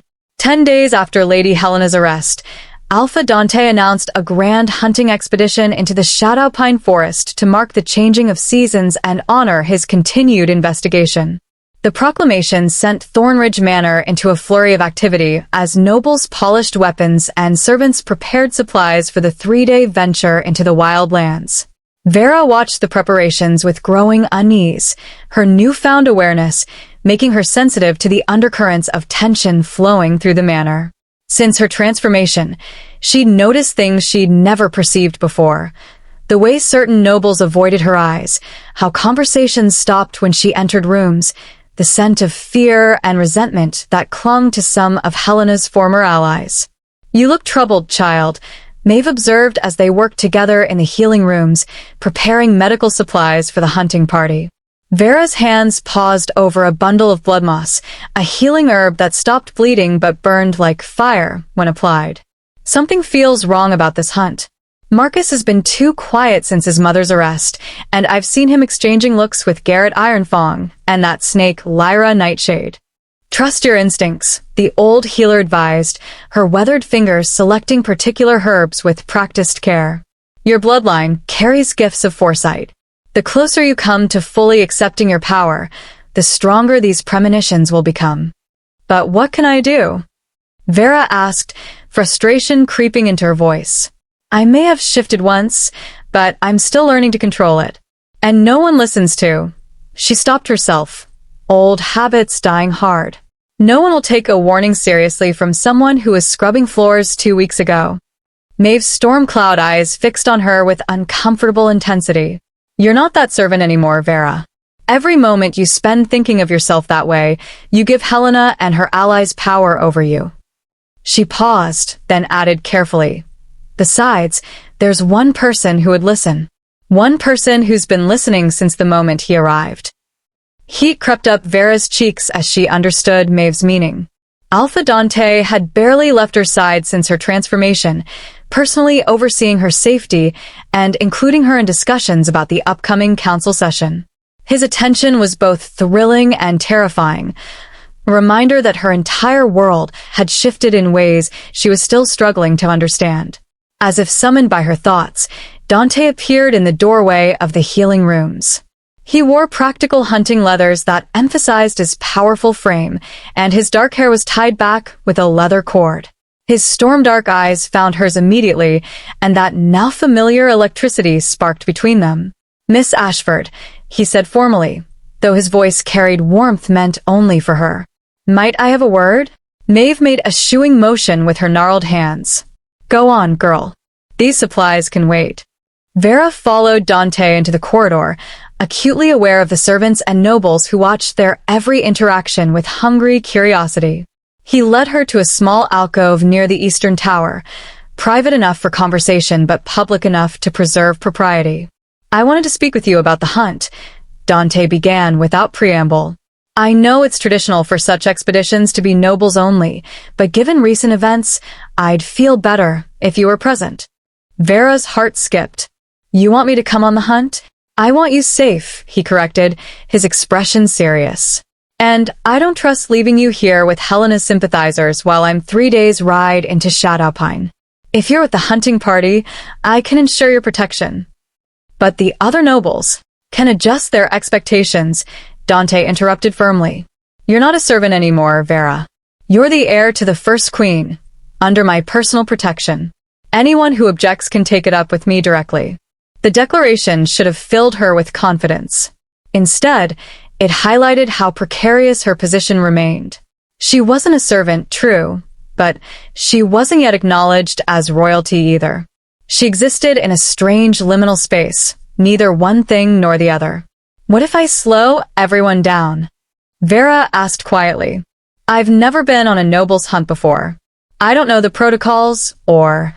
Dante's hand came up to cup her cheek, the gesture now familiar enough to make her breath catch. You fought off 3 trained assassins to save my life. You manifested the Crimson Wolf for the first time in 20 years. I think you can handle riding a horse and tracking deer. Despite her anxiety, Vera felt a smile tug at her lips. When you put it that way. Besides, Dante added, his voice dropping to a more intimate register, I have selfish reasons for wanting you close. Every moment you're out of my sight, I worry. Is that the bond talking, or just my own paranoia? I can't tell anymore. The casual mention of the bond sent heat flooding through Vera's veins. They hadn't discussed it explicitly, the mate connection that supposedly formed between true pairs, linking their souls in ways that transcended normal attraction. But she felt it constantly now, a golden thread stretching between them that grew stronger with each passing day. I'll come, she decided. But I'll need proper riding clothes. Everything I own is already taken care of, Dante assured her. I had the manor's seamstress prepare hunting leathers in your size. They'll be delivered to your chambers within the hour. Of course, he'd thought of that. Dante seemed to think of everything, anticipating her needs before she voiced them. It was both comforting and slightly overwhelming, this sensation of being cared for, protected, valued. "Thank you," Vera said softly. "For everything. I know protecting me complicates your position with the other alphas." Dante's expression turned fierce. "Let them be complicated. You're worth more than all their political maneuvering combined." The hunting party assembled in the courtyard at dawn, an impressive display of horses, hounds, and noble finery. Vera had dressed carefully in the leathers Dante provided, deep forest green trimmed with copper threading, practical but undeniably high quality. Her raven-black hair was braided in a crown around her head, and the rose-gold pendant rested visibly against her throat. She'd expected stares and whispers. What she hadn't expected was the range of reactions. Some nobles looked curious, others disapproving. But a few, particularly the younger ones who'd watched her transformation in the garden, regarded her with something approaching awe. Well, came Marcus's sneering voice from behind her. "The servant girl dresses up in noble clothes. How quaint." Vera turned to find Helena's son astride a massive gray stallion, flanked by his usual companions. Despite his imprisonment following his mother's arrest, Marcus had been released on Dante's order, confined to the manor grounds but not in the cells. The decision had been strategic, Dante explained, keeping potential enemies where they could be watched rather than letting them plot in secret. Now, seeing the malice glittering in Marcus's amber eyes, Vera wondered if that strategy had been wise. "Lord Thornridge," she said evenly, refusing to let him see her discomfort. "I trust you're prepared for the hunt." "Oh, I'm prepared," Marcus replied, his smile sharp as broken glass. "The question is, are you? Shadowpine is treacherous for those unfamiliar with its ways. So many accidents happen there." The threat was subtle, but unmistakable. Before Vera could respond, Dante materialized at her elbow, his powerful presence filling the space like an approaching storm. "Is there a problem here?" he asked quietly, but his voice carried enough authority to make Marcus's horse sidestep nervously. "No problem, my lord," Marcus said quickly, though his hands tightened on his reins.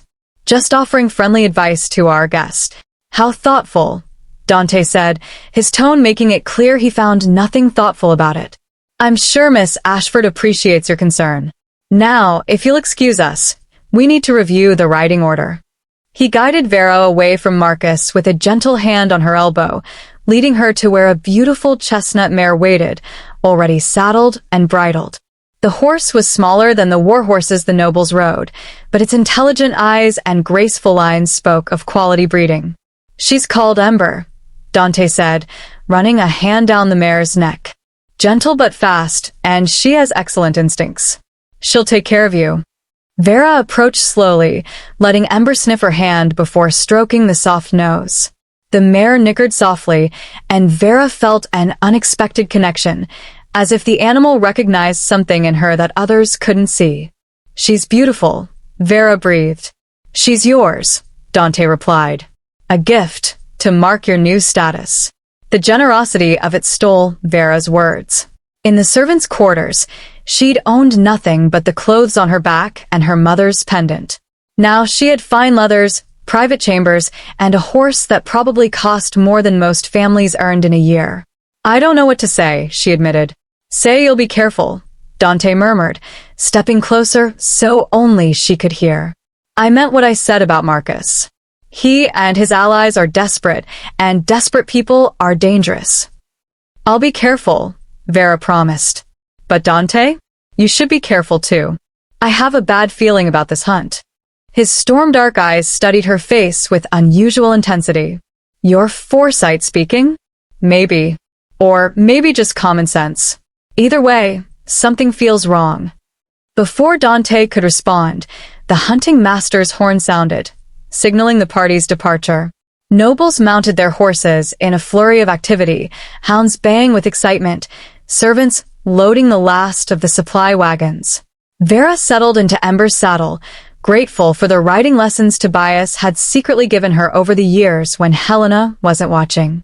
The mare moved beneath her with smooth, easy gaits, responding to the lightest pressure from Vera's legs. The hunting party moved out with much ceremony, over 50 riders strong plus twice that many servants and beaters. They made an impressive sight streaming through Thornridge Manor's gates, banners snapping in the cool morning breeze. Shatter Forest lived up to its name. Ancient pines towered overhead, their branches so thick they blocked out the sun and cast the forest floor into perpetual twilight. The air smelled of resin and damp earth, and somewhere in the distance, wolves howled, wild cousins to the werewolves riding among the trees. Vera rode near the middle of the party, close enough to Dante for safety, but not so close as to invite more gossip about their relationship. She noticed how certain riders, Marcus, Garrett Ironfong, and 3 others she didn't know well, kept maneuvering to separate Dante from the main group, suggesting private hunting opportunities in different parts of the forest. The Silverstream Valley would provide excellent sport, my lord, Garrett was saying, his rough voice carrying back to where Vera rode. Elk gather there this time of year, and the terrain offers good stalking opportunities. Dante studied the scarred warrior with his penetrating gaze. I'm not familiar with that particular area. Perhaps you could guide me there? Of course, my lord, Garrett replied, though something in his tone made Vera's skin prickle with warning. It would be my honor. She urged Ember forward, coming alongside Dante's massive black destrier. My lord, she said quietly, might I speak with you for a moment? Dante's eyes met hers, and she saw immediate understanding there. He made an excuse to Garrett and his companions, then guided his horse to match Ember's slower pace, as they fell back from the main group. You sense it too, he said once they had relative privacy. They're trying to separate you from the others, Vera confirmed, keeping her voice low. Just like they did before the assassination attempt. Dante, I think. You think they're planning another attack, he finished. I agree. Which is why I've been letting them think their plan is working. Vera's heart lurched. What? You're using yourself as bait? I'm creating an opportunity to expose the full conspiracy, Dante corrected. If we can catch them in the act, with witnesses, it will strengthen our case before the council. Helena may have masterminded the plot against the Alpha King, but she didn't act alone. We need to identify all the players. That's insane, Vera hissed. They almost killed you last time. Last time, I didn't know the attack was coming, Dante replied calmly. This time, I'm prepared. And this time, I have you. The words hung between them, heavy with meaning. He was trusting her, not just with knowledge of his plan, but with his safety. The responsibility of it was terrifying and strangely exhilarating. What do you need me to do? Vera asked. Follow at a distance, when we split off for the afternoon hunt, Dante instructed. Stay hidden, but stay close. If things go wrong, and they might, I need you to be my witness and, if necessary, my backup. I've only shifted once, Vera reminded him. I don't know if I can control it well enough to be useful in a fight. Dante's hand found hers, squeezing gently. You won't need perfect control. You just need that core of strength that's kept you alive all these years. Trust your instincts, Vera. Trust your wolf. The hunting party stopped for a midday meal beside a crystalline stream that cut through the heart of Shadowpine. Servants unpacked elaborate provisions while nobles discussed the morning's sport. Several deer had been taken, and someone claimed to have seen a massive boar that required a proper hunting party to track. Vera busied herself with her own meal, but her attention remained fixed on the subtle dynamics playing out among the hunters. She noticed how Marcus and his allies kept glancing at Dante, how they spoke in whispers that stopped whenever anyone else approached. Quite the spectacle, isn't it? Vera turned to find Tobias settling onto the ground beside her. Her old friend looked uncomfortable in borrowed hunting clothes, but his hazel eyes were bright with concern. Tobias, what are you doing here? I thought you were staying at the manor. Lord Dante asked me to come, Tobias replied, keeping his voice low. Said he might need someone he could trust to look after you if things got complicated. What's happening, Vera? Everyone's acting strange. Vera hesitated, uncertain how much to reveal. But Tobias had proven his loyalty a dozen times over. She owed him the truth. Dante thinks Marcus and his allies are planning another assassination attempt, she whispered. In the Silverstream Valley, probably this afternoon. Tobias's face paled. And he's going to let them try?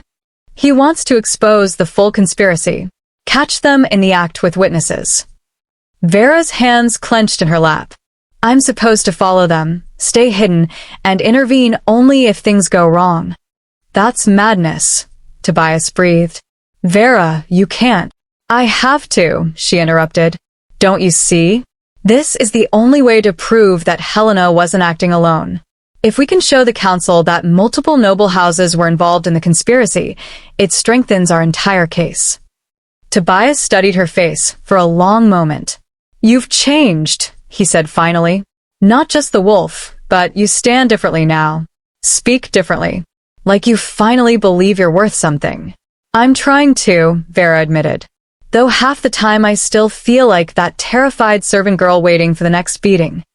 That girl survived 7 years of hell, Tobias said firmly. This new version of you? She's going to change the world. Just be careful, all right? I can't lose another friend to the Thornridge's ambitions. The reminder that Tobias had lost others, servants who'd been beaten too hard, worked too long, or simply disappeared when they became inconvenient, sobered Vera completely. I'll be careful, she promised. And Tobias? Thank you. For everything. As the hunting party prepared to resume their expedition, Dante announced the afternoon's plan. The party will split into smaller groups to cover more ground. Lord Garrett has offered to guide me to the Silverstream Valley, where the elk gather. Who wishes to join us? Marcus immediately volunteered, along with Garrett's cousin Drake and 2 other nobles Vera recognized as Helena's former allies, Lord Brennan Nightshade and his son Cole. Exactly as Dante had predicted. Miss Ashford, Dante called, his voice carrying clearly across the assembled hunters. You'll remain with the main party. I don't want you taking unnecessary risks in unfamiliar territory. The dismissal was clearly for show, establishing her absence from the dangerous excursion. Vera played her part, nodding obediently and moving to join the servants who would be setting up the evening camp. But as soon as the hunting party split up and Dante's smaller group rode towards Silverstream Valley, Vera slipped away. She'd changed into darker clothes she'd hidden in her saddlebags, and she moved through the forest with a stealth that surprised her. Her wolf, though not fully emerged, guided her movements, showing her where to step to avoid dry leaves, how to use the shadows and underbrush for cover. The Silverstream Valley was perhaps an hour's ride from the main camp, a beautiful area where silver birches grew alongside the pines and a clear stream burbled over smooth stones. Vera arrived just as Dante's party was dismounting in a small clearing. She concealed herself behind a massive fallen log, her enhanced senses picking up the conversation drifting across the clearing. Magnificent location, Dante was saying, his voice casual despite the tension Vera could see in his shoulders. You were right about the elk, Garrett. Their tracks are everywhere. Indeed, my lord, Garrett replied. Though if we're to find them, we'll need to split up. Cole and Drake can circle west, Marcus and Brennan can take the eastern approach, and you and I can follow the stream north. It was a classic ambush setup. Separate Dante from any allies, surround him with enemies, and strike when he was isolated. Vera's heart hammered against her ribs as she watched Dante nod agreement. Sound strategy, he said. Let's meet back here in 2 hours' time. The group split up as planned. Vera waited until Marcus and his group had disappeared into the eastern forest. Then she began following Dante and Garrett as they moved north along the stream. Her wolf guided her, keeping her downwind and hidden, moving with a silence that would have been impossible for her human form alone. After perhaps 20 minutes, Garrett stopped in a shadowed area where ancient pines grew so thick that only scattered beams of light reached the forest floor. This is far enough, the scarred warrior said, and his tone had lost all pretense of friendliness. Dante turned slowly, his hand moving casually toward the hunting knife at his belt. Is it? I don't see any elk. There are no elk, Garrett replied, drawing his own blade, a vicious-looking thing with a serrated edge. There's just you, me, and the end of your investigation. From the shadows around them, Marcus and the others emerged, weapons drawn, and expressions grim with purpose. They'd planned this carefully, circled back to surround Dante, while making it look like they'd followed the hunting plan. 5 against 1. Dante observed calmly, though Vera could see him calculating distances and angles. Those are bold odds for an assassination. Lady Helena must be paying you well. Helena's influence will die in those cells, Brennan Nightshade said, his voice cold. But the alliance she built survives her. We can't let your investigation expose the full truth. Too many powerful families are implicated. So, you'll kill a visiting alpha and start a war between territories? Dante challenged. Marcus laughed, the sound harsh and cruel. We'll kill a visiting alpha who died tragically in a hunting accident. Attacked by wild bears, perhaps. Or fell into the ravine and broke his neck. These things happen in Shadowpine. They moved as one, a coordinated attack that spoke of careful planning. Garrett led with his serrated blade while Marcus and Cole circled to the flank. Drake and Brennan moved to cut off any escape route. But they'd underestimated their target. Dante moved like liquid lightning, his supernatural speed allowing him to sidestep Garrett's first thrust and drive his elbow into Marcus's face. The young lord stumbled backward with a cry of pain, blood streaming from his nose. Impressive, Brennan admitted, drawing his own sword. But speed alone won't save you. Not against 5 trained warriors. The fight was vicious and brief. Dante was skilled, perhaps the most skilled warrior Vera had ever seen, but even an alpha could be overwhelmed by numbers. Within minutes, he was bleeding from a dozen cuts, his breathing labored, his movements slower. Garrett's blade found its mark, slicing deep across Dante's ribs. He stumbled, blood staining his hunting leathers, and Vera saw Marcus raise his sword for what was clearly meant to be a killing blow. Something inside her chest snapped, not breaking, but awakening. Power flooded through her limbs like liquid fire. Her vision sharpened impossibly, showing her every detail of the clearing with crystal clarity. She could smell fear, blood, steel, and beneath it all, something wild and ancient rising to meet the danger. Vera burst from her hiding place with inhuman speed, her body moving with a coordination she'd never possessed before. Her hand closed around a fallen branch as thick as her arm, wielding it like a weapon with strength that should have been impossible for her slight frame. The first attacker, Drake, went down hard when her improvised club caught him across the temple. He collapsed like a puppet with cut strings. Cole barely had time to turn before she was on him, her backhand blow sending him flying into a pine tree with a sickening crack of breaking ribs. Impossible! Marcus snarled, spinning to face this new threat. You shouldn't be here. Vera didn't answer. Couldn't answer. The power thrumming through her veins demanded action, not words. She could feel her wolf just beneath her skin, not fully emerging but lending her its strength, its speed, its predatory instincts. Garrett made the mistake of lunging at her. She caught his wrist mid-thrust, squeezing until bones ground together and his weapon clattered to the forest floor. Then she threw him, actually threw a man who outweighed her by 100 pounds, across the clearing where he crashed into the underbrush and didn't rise. Only Marcus and Brennan remained standing, and the fear in their eyes was gratifying in ways Vera hadn't known she was capable of feeling. What are you? Brennan breathed, his sword trembling in his grip. She's the Crimson Wolf, Dante said from where he'd collapsed against a tree, one hand pressed against his bleeding side. His storm-dark eyes blazed with something that looked like pride. And you just made a fatal mistake. Marcus backed away, his amber eyes wide with terror. This isn't over. We have allies everywhere. They'll never let you. Let me? Vera interrupted, her voice carrying power that made the very air shimmer. Reclaim what's rightfully mine? Bring justice to those who've conspired against the rightful rulers? Or maybe you're afraid I'll do exactly what your mother did, except I'll do it legally, through the council, with proper evidence and witnesses. Witnesses, Brennan repeated, and sudden understanding dawned on his face. This was a trap. You wanted us to attack. I wanted you to reveal yourselves, Dante confirmed, struggling to his feet despite his injuries. And you obliged beautifully. Every word you spoke, Every blow you struck was observed and will be testified to before the Council of Alphas. As if summoned by his words, rustling in the underbrush announced new arrivals. Tobias emerged first, followed by 3 of Dante's own guards who'd been concealed in the forest. Behind them came Maeve, her ancient face grim but satisfied. Observed and documented, the old healer confirmed, holding up a small crystal that glowed with soft light. A recording stone, blessed by the moon goddess herself. Every word, every action, captured for posterity. The trap had been more elaborate than Vera realized.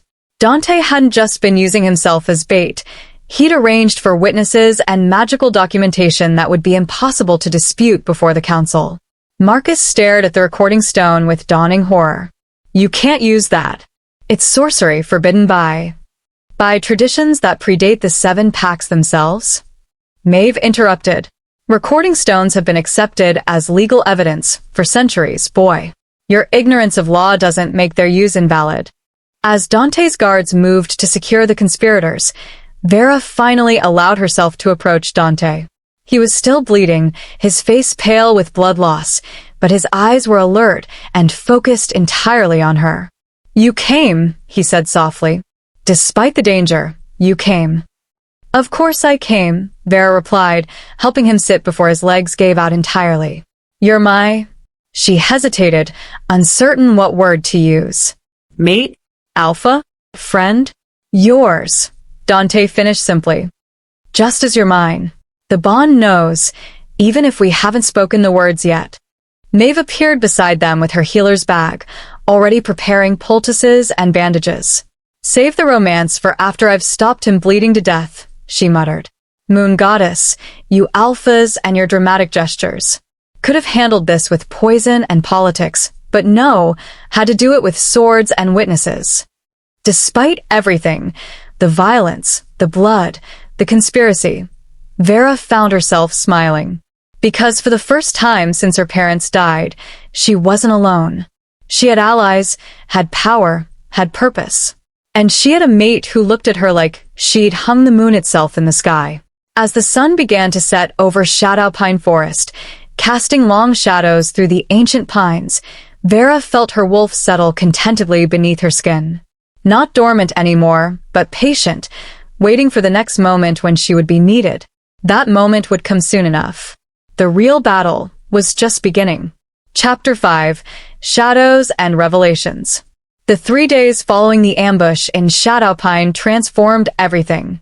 Dante's injuries, though serious, healed with the supernatural speed of a powerful alpha. Marcus Thornridge and his co-conspirators languished in reinforced cells, awaiting transport to Silver Peak Hold where they would face the council's judgment alongside Lady Helena. But it was Vera's world that had shifted most dramatically. She stood now in what had once been Lady Helena's private study, a room she'd only entered as a servant to clean, never daring to touch the leather-bound books or elegant furnishings. Now it was hers, converted into a study befitting someone who was learning to be more than she'd ever imagined possible. You're frowning again, Dante observed from where he reclined in a chair by the window, his healing ribs wrapped in Maeve's special bandages. That's the 3rd time in as many minutes. Vera looked up from the territorial documents spread across the massive oak desk. These records are a mess. Helena altered so many claims and transfers that I can't tell what's legitimate and what's fabricated. How are we supposed to present a clear case to the council when the evidence itself is corrupted? We show them the pattern of corruption, Dante replied, rising carefully and moving to stand behind her chair. His hands settled on her shoulders, warm and grounding. We don't need to prove every individual's alteration. We just need to demonstrate systematic fraud designed to consolidate power illegally. Vera leaned back into his touch, drawing strength from his proximity. The mate bond had grown stronger since Shadowpine, a golden thread connecting them that seemed to pulse with shared emotion. She could feel his pain from the healing wounds, his determination to see justice done, and beneath it all, something deeper that made her heart race. The council meets in 2 weeks, she said quietly. 2 weeks to prepare a case that could reshape the entire structure of the 7 packs. What if I'm not ready? Dante's fingers tightened gently on her shoulders. You'll be ready. You're already stronger than you realize. A sharp knock interrupted their moment. Maeve entered without waiting for permission, her storm-cloud eyes bright with urgency. We have visitors, the old healer announced. 3 alphas from neighboring territories, arriving unannounced. They're requesting an audience with the Crimson Wolf. Seems word of your manifestation has spread faster than wildfire. Vera's stomach dropped. Which alphas? Alpha Kieran Stormridge of the Eastern Highlands, Alpha Selene Moonwhisper of the Western Reaches, and Alpha Thorn Blackwater of the Southern Marshes. Maeve's expression was unreadable. 3 of the most powerful territorial leaders outside of Dante's northern domain. And all 3 have complicated relationships with the current power structure. Dante's hands left Vera's shoulders as he straightened, his expression shifting to political calculation. Kieran supported the Alpha King before his death. Selene has been vocal about Helena's territorial claims. And Thorn. He paused. Thorn lost his mate to one of Helena's manufacture disputes 5 years ago. He's never forgiven her. So they might be allies? Vera asked hopefully. Or they might be coming to assess whether you're a genuine threat or a convenient pawn they can manipulate, Dante replied honestly. Either way, this audience will be critical. How you present yourself, how you handle their questions, it will shape their perception and potentially their support before the council. Vera looked down at her simple dress, fine quality now, but still far from the formal attire expected of royalty. I'm not prepared for this. I don't know the protocols, the proper forms of address. You don't need protocols, Dante interrupted firmly. You need authenticity. These alphas have spent decades navigating political theater and false courtesies. What will catch their attention is honesty, strength, and genuine leadership. Be yourself, Vera. That's more powerful than any rehearsed speech. Maeve nodded agreement. Though perhaps change into something that doesn't look like you're about to scrub floors. First impressions matter, child, whether we like it or not. 20 minutes later, Vera descended the grand staircase, wearing a gown of deep crimson silk that Dante had commissioned from the manor's seamstress. The color matched her wolf form, and the cut was both elegant and practical, beautiful without being ostentatious. Her raven-black hair was arranged in an intricate braid woven with copper threads, and the rose-gold pendant rested prominently against her throat. She felt like an imposter playing dress-up. But Dante's approving gaze, when she entered the great hall, gave her strength. The 3 visiting alphas stood near the massive hearth, their body language revealing much about their personalities. Alpha Kieran Stormridge was a mountain of a man with iron-gray hair and a face carved from granite. He radiated military precision and barely contained power. Alpha Selene Moonwhisper was his opposite, slender and graceful with silver blonde hair that cascaded to her waist and eyes like pale amber. She moved with fluid elegance that spoke of deadly speed hidden beneath courtly manners. Alpha Thorn Blackwater stood between them, tall and lean with dark skin marked by ritual scars and eyes that seemed to see straight through deception. His expression was carefully neutral, but Vera sensed keen intelligence, watching her every move.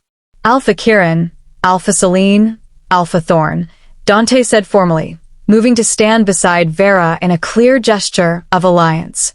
May I present Vera Ashford, heir to the first queen and bearer of the Crimson Wolf bloodline. The formal introduction hung in the air. This was the moment.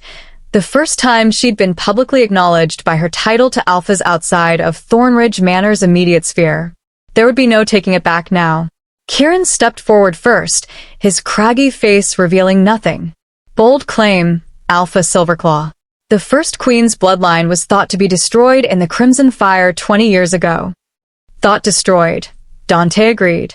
But evidence suggests otherwise. Miss Ashford manifested the Crimson Wolf 10 days ago, a transformation witnessed by over 50 nobles and servants. Additionally, we have documentation tracing her lineage directly to the royal line.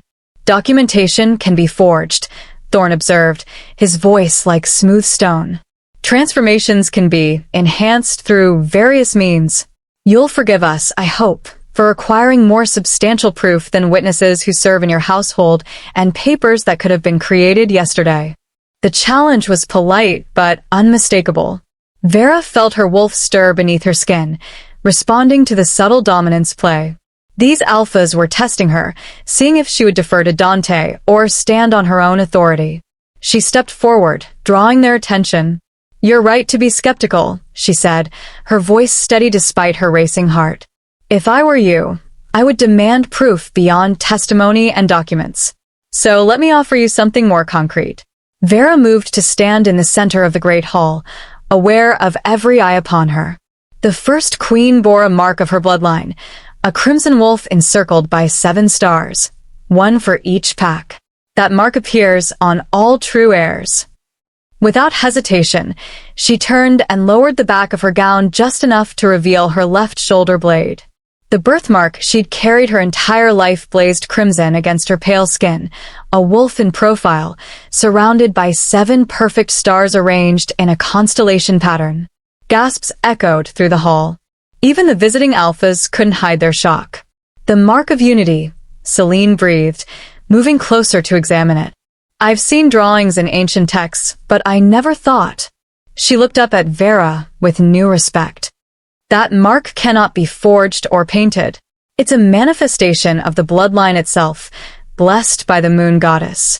"Perhaps," Kieran said, though his tone had softened. "But mark or no mark, the question remains, what does the heir to the first queen intend to do with her power?" The 7 packs have functioned independently for 2 decades. Many have no desire to return to unified rule.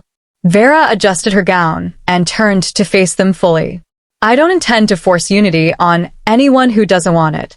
But I do intend to expose corruption, pursue justice for those who've been murdered or exploited, and offer an alternative to the territorial disputes that have plagued us since the Alpha King's death." "Noble sentiments," Thorn said neutrally. "But sentiment doesn't govern effectively. What experience do you have in leadership? In military strategy? In the complex negotiations required to balance competing interests across 7 territories?" The questions were designed to highlight her weaknesses, her age, her lack of formal training, her background as a servant. A week ago, they would have destroyed her confidence. But now, having faced down assassins and embraced her true nature, Vera felt something different stir in her chest. "You're right," she said calmly. "I have no formal experience in governance or military strategy. I spent the last 7 years scrubbing floors and being beaten for minor infractions.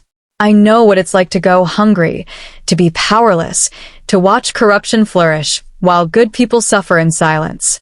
She held Thorn's gaze steadily. "So no, I don't have the traditional qualifications you're looking for. But I have something that many leaders lack. I remember what it's like to be at the bottom. I understand the consequences of poor leadership because I've lived them. And I'm willing to learn from those who have the experience I lack." The admission of vulnerability was risky. But Vera saw something shift in the Alpha's expressions, a reassessment, a grudging respect for her honesty. "You speak of justice and reform," Kieran said after a long pause. "But Lady Helena made similar promises when she consolidated power after the Alpha King's death. How do we know you won't follow the same path once you hold the throne?" "Because I don't want the throne," Vera replied, and the truth of it rang clear in her voice. "I never asked for this power or this responsibility. But I'm not going to walk away from it either, because doing nothing means letting Helena's corruption continue. Letting innocent people suffer while those with power protect their own interests." She moved closer to the 3 alphas, her silver eyes blazing with conviction. "I'm not promising perfection. I'm not claiming I'll solve every problem or satisfy every faction. But I'm promising to try, to listen, to learn, to put justice above personal gain. And I'm promising that if I fail, it won't be from lack of courage or compassion." Silence filled the great hall. The visiting alphas exchanged glances, some unspoken communication passing between them. Finally, Celine smiled, the first genuine warmth Vera had seen from any of them. "You remind me of someone," the silver-haired alpha said softly. "The Alpha King's daughter, before she was killed in the Crimson Fire." She had that same fire in her eyes, that same stubborn determination to do what was right regardless of the cost. The Alpha King had a daughter? Vera asked, surprised. I've never heard that mentioned in any of the records. Because Helena had all references to her removed, Thorn replied, his expression darkening. Princess Aurora was 9 years old when she died in the fire that supposedly destroyed the royal bloodline. She would be your age now had she survived. The implication hung heavy in the air. Vera's mind raced, connecting pieces that suddenly seemed to fit together in new and disturbing ways. You think I might be, she began, but Dante's hand on her arm stopped her. We have no proof of such a connection, he said carefully, and speculation serves no purpose without evidence. But Maeve had gone very still, her storm-cloud eyes fixed on something beyond the physical room. Iris and Aldrich Ashford, the old healer said slowly. They arrived at Thornridge Manor 12 years ago with a 7-year-old daughter. No one questioned where they came from because your father's skills were too valuable. And no one looked too closely at a child who seemed traumatized, who had nightmares about fire. Vera's hand flew to her throat, memories she'd thought were just bad dreams suddenly taking on new significance. Fire. Screaming. Being carried through smoke-filled corridors by her mother. No, by Iris. While her father, Aldrich, fought off attackers with desperate fury. I remember fire, she whispered. I've always remembered fire. But I thought it was just nightmares from hearing about the Crimson Fire. I thought. You thought what your parents needed you to think, Kieran said, his voice surprisingly gentle. If you were Princess Aurora, if you somehow survived that night, then Iris and Aldrich Ashford gave you a new identity to protect you. Raised you as their own to keep you safe from those who wanted the royal line extinct. But the records, Vera protested weakly. There must be birth records, documentation. Easily forged by someone with your father's access, Thorn pointed out. And who would question the Keeper of Bloodlines about his own daughter's documentation? The revelation was too enormous to process. Vera felt the room spinning, her carefully constructed understanding of her identity crumbling. If this was true, if she really was Princess Aurora, then everything she believed about herself was built on loving lies. This changes nothing, Dante said firmly, his hand tightening on her arm. Whether she's Vera Ashford raised by the Keeper of Bloodlines or Princess Aurora surviving under a false identity, the fact remains, she carries the mark of unity, she manifested the Crimson Wolf, and she has a legitimate claim to leadership of the 7 Packs. It changes everything, Celine corrected gently. If she's Aurora, she's not just an heir to the First Queen, she's the direct daughter of the last Alpha King. Her claim becomes unassailable. Even Helena's most loyal supporters would have to bend the knee. Unless they claim she's an imposter, Thorn added pragmatically. Without proof of her identity beyond the mark and the wolf, there will always be doubters. Then we find proof, Dante declared. Maeve, you said you've been at Thornridge Manor for decades. Do you remember the night Iris and Aldrich arrived? The old healer's weathered face creased with the effort of memory. I remember. They came in the dead of winter, traveling with just a small wagon and a frightened child who wouldn't speak. Lady Helena, who was just the Lord's wife then, took them in because Aldrich's reputation as a record keeper preceded him. Did you treat the child? Dante pressed. Were there any injuries consistent with surviving a fire? Maeve's eyes widened. Burn scars, she breathed. Faint ones on her arms and legs. I asked about them, and Iris said they were from a cooking accident. But the pattern, it was consistent with a building collapse, with being shielded by someone's body while flames raged around them. Vera looked down at her arms, where faint silvery lines traced patterns she'd always assumed were birthmarks or old childhood injuries. Now, seeing them with new understanding, she recognized what they really were. Evidence of survival. There's more, Maeve continued, moving to stand before Vera. When I first met you, child, I noticed something unusual about your scent. Most wolves smell distinctly of their family line, markers that identify clan and bloodline. But yours was muted, suppressed, as if by powerful magic designed to hide your true identity. Suppression spells, Kieran mused. Used by the royal guard in times of great danger to protect members of the ruling family. They mask scent, alter minor features, make someone nearly impossible to track by supernatural means. But such spells require renewal every few years, and tremendous power to maintain. Power that would have died with whoever cast the original spell, Celine added. If Iris and Aldrich maintained the suppression for years before their deaths, it would explain why the magic failed afterward. Why Vera began manifesting strange symptoms, the inability to shift, the dormant wolf. The suppression spell was breaking down, but the trauma of losing her protectors kept her wolf locked away. The pieces fit together with terrible logic. Vera's parents, her adopted parents who loved her and died protecting her, had spent years maintaining a spell to hide her identity. When they died, the spell began failing, but Helena's abuse kept Vera so beaten down that her wolf couldn't emerge. Until Dante arrived. Until his presence and the threat to his life finally shattered the last of the suppression and gave her wolf the strength to manifest. If this is true, Vera said slowly, her voice shaking. Then Helena knew. She knew who I was all along. That's why she took me in, not to control some random heir, but to keep the Alpha King's daughter under her thumb. To ensure I never realized who I really was. A living insurance policy, Thorn agreed grimly. Keep you alive but broken, in case proof of the royal line's survival ever became useful. And if it didn't, she could always arrange a convenient accident later.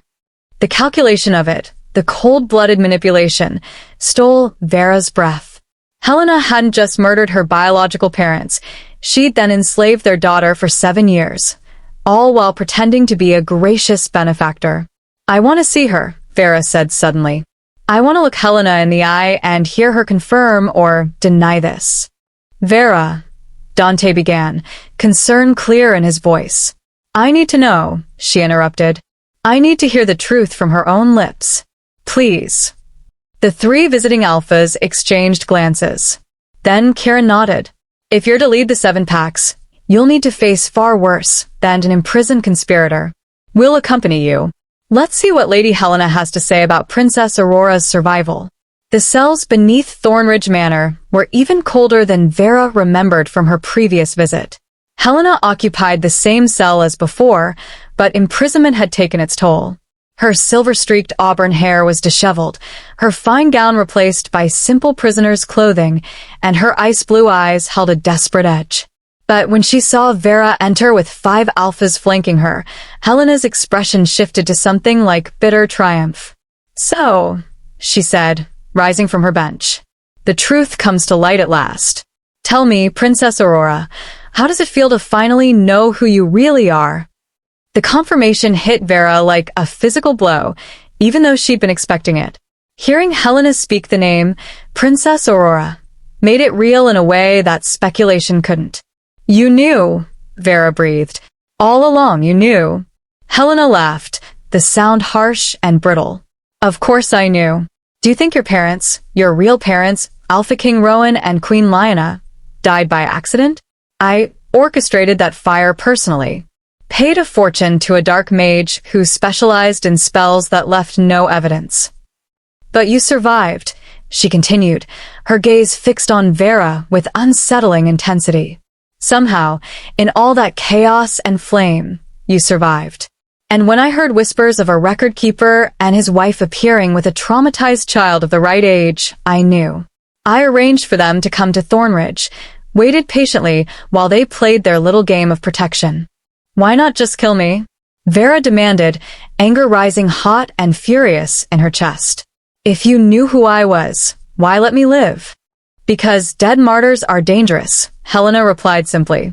If Princess Aurora died too obviously after her parents, it would have invited investigation. Questions. Alliances forming against me. She smiled coldly. But a broken, wolfless servant? One that everyone pitied or despised. That was safe. That was controllable. I could keep you alive but powerless, and no one would ever suspect the terrified child scrubbing my floors was the rightful heir to the throne. Until Iris and Aldrich became a threat, Celine interjected. Until they discovered evidence of your crimes and planned to expose you. Until they forgot their place, Helena agreed. So, I arranged another accident, and took great pleasure in watching little Vera, weep over their bodies, never knowing I'd killed them just as surely as I'd killed her real parents. The casual cruelty of it, the pride in Helena's voice as she described years of calculated abuse, sent rage flooding through Vera's veins.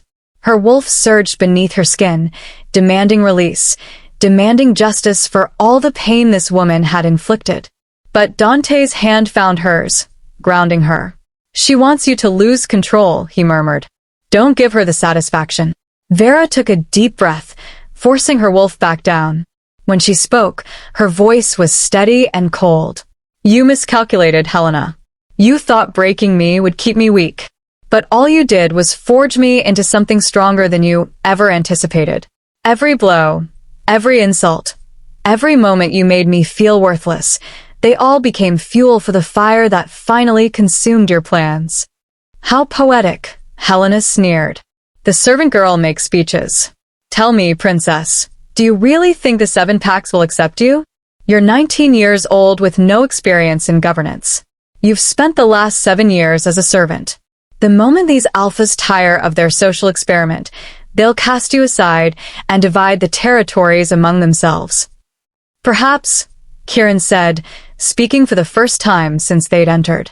Or perhaps we're tired of territorial squabbles and manufactured conflicts. Perhaps we remember what it was like when the 7 packs stood united under wise leadership. Perhaps we're willing to give Princess Aurora the chance her parents never got. Helena's face paled. You can't be serious. Kieran, you're a military strategist. Surely you see the tactical foolishness of backing an unproven girl over established territorial powers. I see a young woman who survived your attempts to destroy her, Kieran replied. I see someone who manifests the Crimson Wolf and carries the mark of unity. And I see someone who has the courage to admit her limitations and ask for help, something you never managed in all your years of leadership. Celine? Helena turned to the silver-haired Alpha desperately. You've built the Western Reaches into a prosperous territory through careful diplomacy. You understand the value of stability. Supporting her will destabilize everything. Or it will finally bring justice, Celine countered. You killed my trade partners, Helena. Manufactured disputes that cost lives and fortunes. All to consolidate your own power. I've waited years for a reason to oppose you openly. Princess Aurora has given me that reason. Thorn. Helena tried one last time, her voice cracking. You know what it's like to lose a mate. To understand the depth of pain and rage that loss brings. Help me. Together we could. You're the reason my mate died, Thorn interrupted, his voice like frozen stone. Her death in that border dispute? That was your manipulation, your manufactured conflict. I've known for years, but lacked proof. Now I have it. And I have an heir to the throne who might actually pursue justice rather than personal gain. Helena stared at the 3 alphas, comprehension finally dawning that she'd lost every ally, every avenue of escape. You're all fools, she spat. This girl will destroy everything we've built. The 7 packs will tear themselves apart fighting over who controls her. Mark my words, within a year, you'll be begging for the stability I provided. Then we'll face that challenge when it comes, Vera said quietly. But we'll face it with honor, with transparency, and with justice. 3 things your leadership never offered. She turned to leave, then paused. One more thing, Helena. My parents, Iris and Aldrich Ashford, gave everything to protect me. They loved me, raised me, died for me. You tried to make me believe I was nothing, but they made sure I knew I was loved. And that love is what gave me the strength to survive your cruelty. So thank you, Vera continued, meeting Helena's gaze steadily. Thank you for showing me exactly what kind of leader I never want to become. Your legacy will be a cautionary tale about the corruption of unchecked power. Mine will be something better. As they left the cells, Helena's enraged screams echoing behind them, Vera felt something settle in her chest. Not peace, exactly, but resolution. She knew who she was now, Princess Aurora, the Crimson Wolf, the heir to the first queen and the Alpha King. And she knew what she had to do. The Council of Alphas awaited at Silver Peak Hold, and with it, her chance to reclaim her birthright and reshape the 7 packs. The real battle was about to begin. Chapter 6. The Awakening Complete. 2 weeks after the revelation in the cells, Vera stood before the mirror in her chambers, barely recognizing the woman staring back. The servant girl was gone, replaced by someone who looked every inch a princess, a gown of midnight blue silk embroidered with silver thread, raven black hair swept into an elaborate crown of braids, the rose gold pendant gleaming at her throat. But it was her eyes that had changed most. No longer downcast and fearful, they blazed with purpose and determination that would have been unthinkable a month ago. "You look like a queen already," Dante said from the doorway, his storm-dark eyes warm with admiration and something deeper. He wore formal black leathers marked with the silver wolf insignia of his northern territories, every inch the powerful alpha. But when he looked at her, she saw past the political mask to the man beneath. "I feel like I'm wearing someone else's clothes," Vera admitted, smoothing the silk nervously. "Tomorrow we leave for Silver Peak Hold. Tomorrow everything changes." Dante crossed the room to stand behind her, his hands settling on her shoulders in that now familiar gesture of comfort. "Tomorrow you reclaim what was stolen from you. But first, there's something we need to discuss." The serious tone in his voice made Vera's heart skip. "What's wrong?" "Nothing's wrong," Dante assured her. "But there's an aspect of your heritage we haven't fully explored. The Crimson Wolf isn't just a transformation, Vera. It comes with abilities beyond what normal werewolves possess. Gifts that were legendary during the first queen's reign." "What kind of gifts?" "Healing," Dante said. "The ability to sense deception, enhanced foresight, and most importantly, the power to forge pack bonds stronger than anything seen in centuries. But these gifts only fully manifest when the Crimson Wolf completes her awakening." Vera turned to face him, anxiety knotting her stomach. "I thought my transformation in the garden was the awakening." "That was the beginning," Dante corrected gently. "Your wolf emerged, yes. But she hasn't fully integrated with your human consciousness. You've shifted once, under extreme duress. But you don't yet have full control, and your gifts remain largely dormant." "How do I complete the awakening?" Dante's expression grew troubled. "There's a ritual. An ancient ceremony performed at sacred sites blessed by the moon goddess. It requires—" He paused, seeming to struggle with the words. "It requires the presence of your true mate.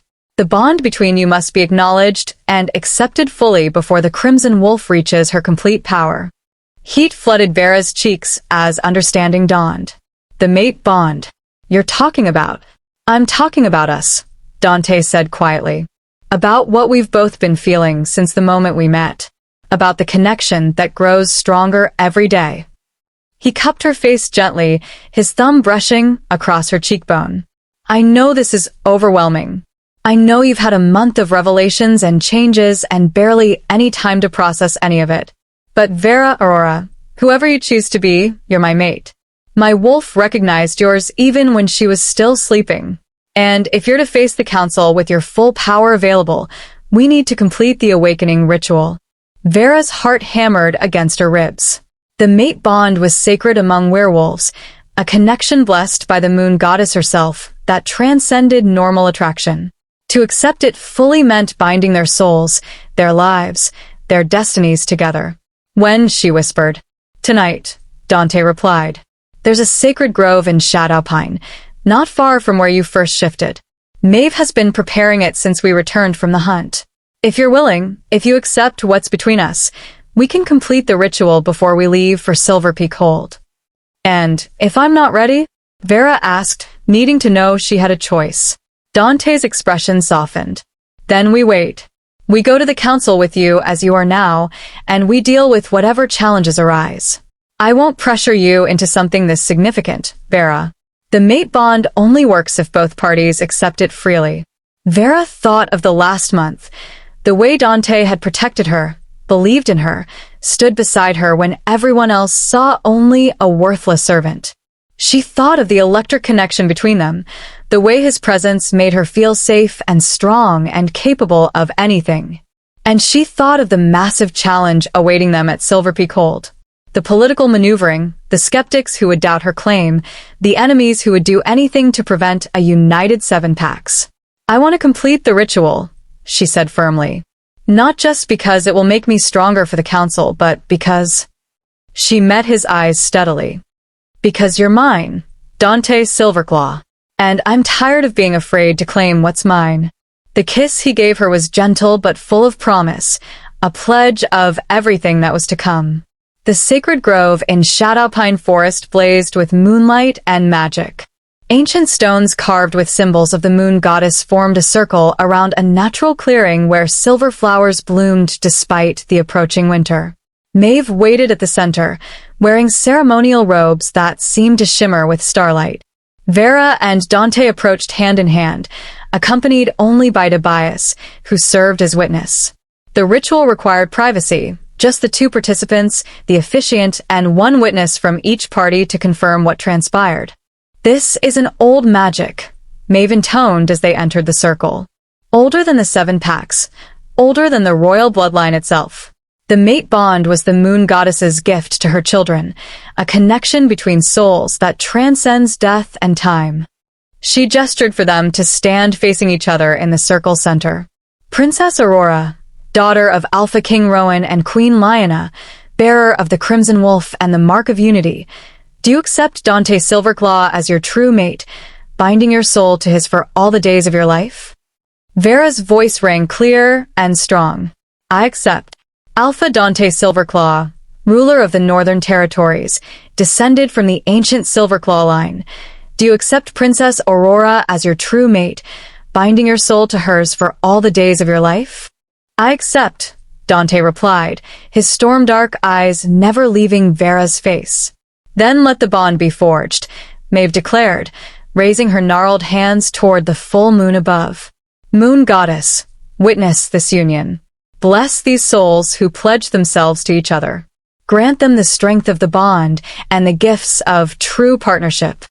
The moonlight intensified, becoming almost solid, a silver radiance that poured down into the grove like liquid starlight.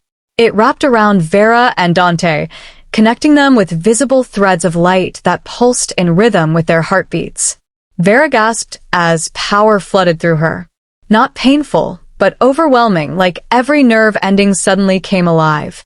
Through the bond, she could feel Dante's emotions, his fierce protectiveness, his deep admiration, his love so pure and strong it made her eyes sting with tears. And beneath it all, she felt her wolf rising, not with the violent urgency of that first transformation, but with calm certainty. This time, the shift would be controlled. Complete. Final. "It's time," Maeve said softly. "Let your wolf emerge fully, child. Let her claim her mate and complete the awakening." Vera closed her eyes and reached for the crimson power thrumming beneath her skin. This time, instead of fighting or fearing it, she embraced it completely. I welcomed it, merged with it. The transformation was nothing like the first time. Then it had been chaos and pain. Now it was poetry, a flowing change from one form to another as natural as breathing. Her bones restructured, without agony. Her senses expanded without disorientation. And when she stood on four legs in the moonlit grove, she felt utterly complete. The Crimson Wolf was magnificent. Massive and powerful, her fur blazing like living fire in the moonlight. But this time, Vera remained fully conscious within the wolf form. She wasn't a passenger in her own body, she was the wolf, and the wolf was her. Two aspects of one being finally unified. Beside her, Dante had shifted as well. His midnight black wolf was nearly as large as her crimson form, and when their eyes met, his gold to her burning amber. The mate bond flared like a star-going nova. They circled each other in the ancient dance of claiming, moving with predatory grace through the sacred grove. This wasn't aggression but affirmation, two equals acknowledging their partnership. When Dante's wolf finally lowered his head in a gesture of respect, Vera's wolf responded by touching her nose to his in acceptance. The bond solidified with a crack like thunder.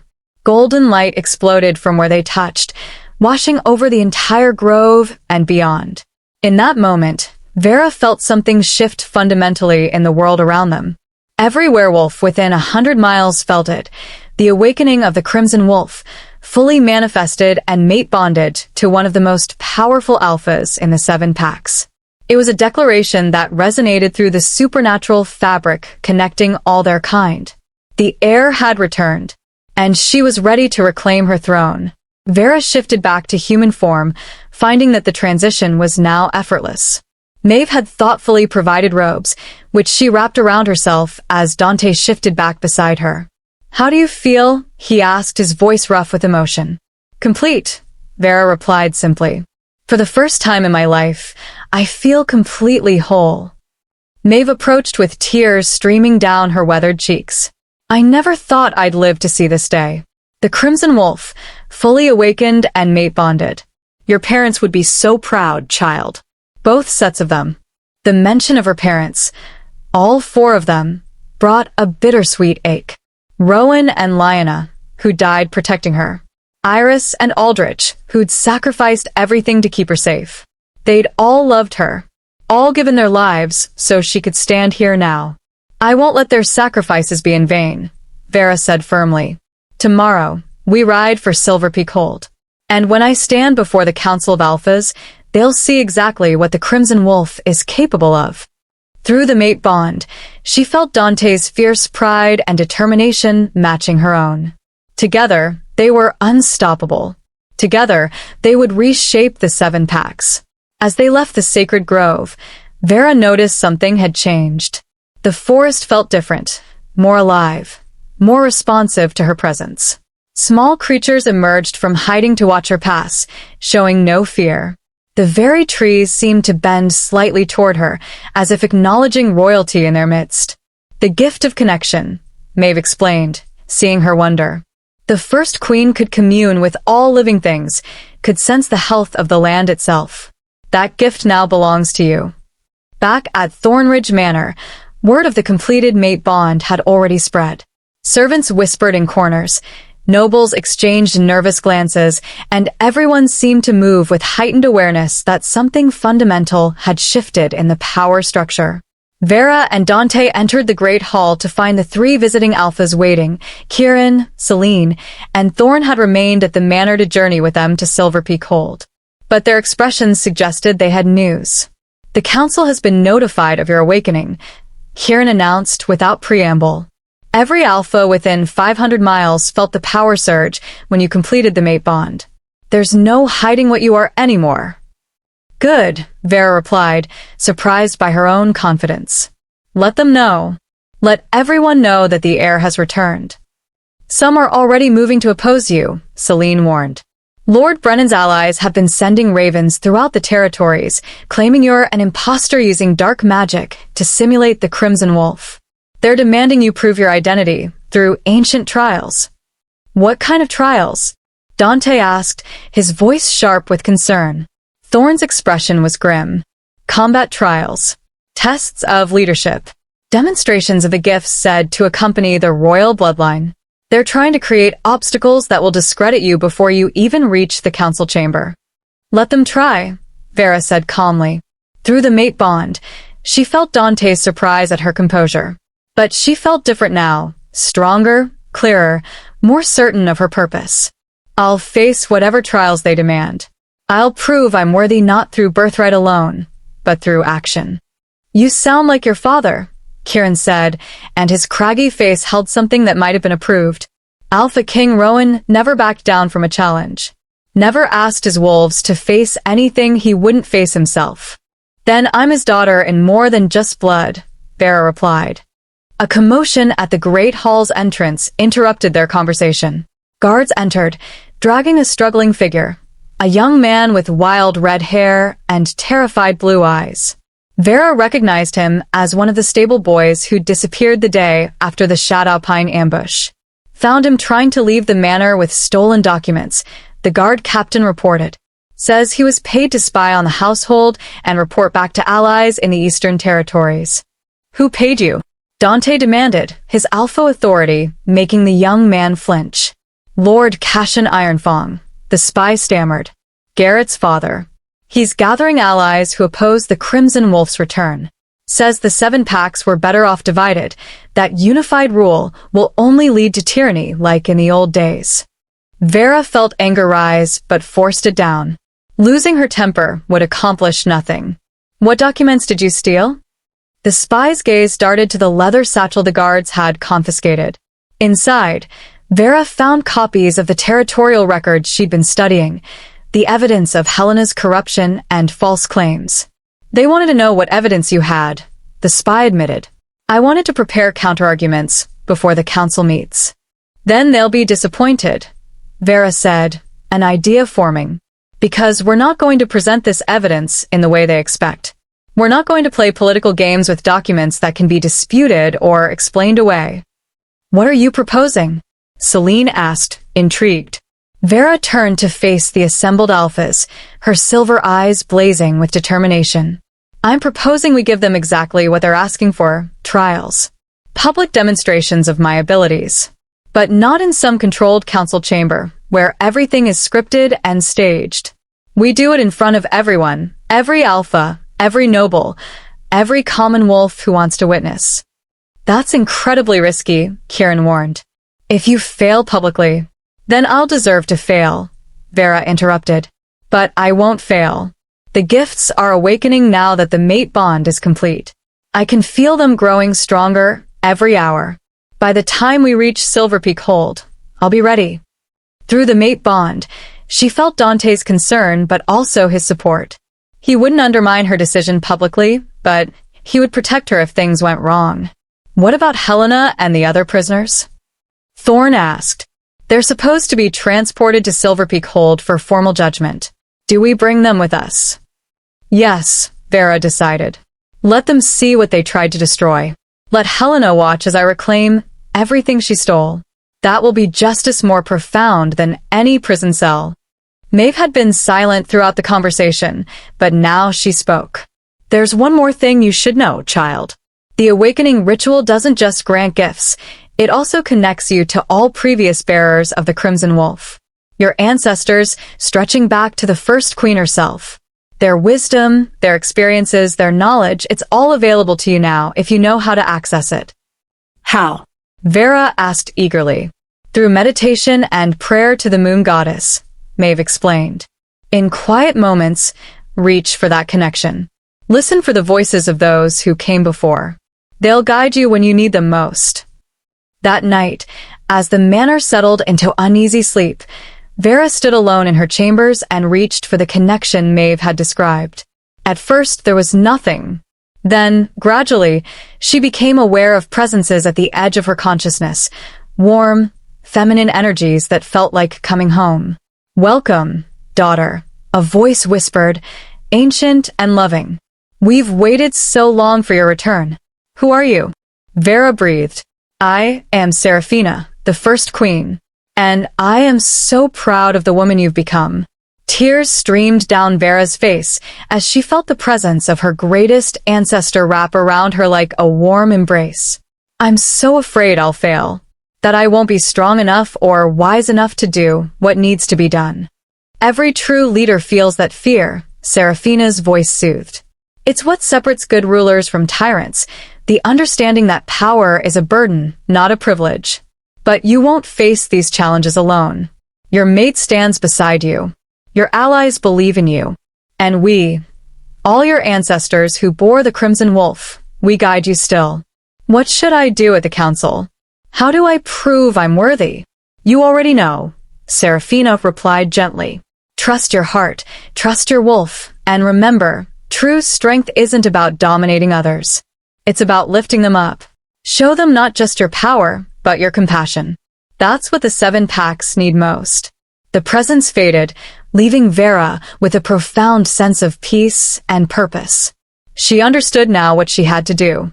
The Council of Alphas would expect political maneuvering, demonstrations of raw power, threats, and alliances typical of territorial disputes.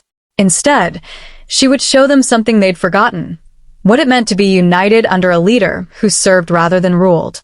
A knock at her door revealed Dante, his expression concerned. I felt your emotions through the bond. Fear, then peace. What happened? I spoke with the first queen, Vera replied, still marveling at the experience. She told me what I needed to hear. Dante pulled her into his arms, and she melted into his warmth.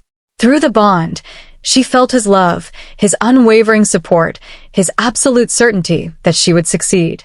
Whatever happens at Silver Peak Hold, he murmured against her hair, we face it together. You're not alone anymore, Vera. You'll never be alone again. As dawn broke over Thornridge Manor, the party prepared for departure. 36 riders would make the journey to Silver Peak Hold. Alphas, nobles, guards, servants, and prisoners. It would take 5 days of hard riding through increasingly difficult terrain. But Vera felt no fear as she mounted Ember and took her place at the head of the column. She wore traveling clothes of crimson and silver, her raven-black hair braided for practicality, the rose-gold pendant gleaming at her throat. She was no longer the servant girl who scrubbed floors. She was Princess Aurora, the Crimson Wolf, heir to the first queen and daughter of the Alpha King. And she was ready to reclaim her throne. As they rode out through Thornridge Manor's gates, Vera looked back one last time at the place that had been her prison for 7 years. Soon it would be under new management, probably Tobias, who deserved the chance to lead with kindness rather than cruelty. But that was a problem for after the council. Right now, she had a destiny to claim and a kingdom to save. The 7 packs awaited, and the crimson moon was rising. Chapter 7. The Council's Judgment.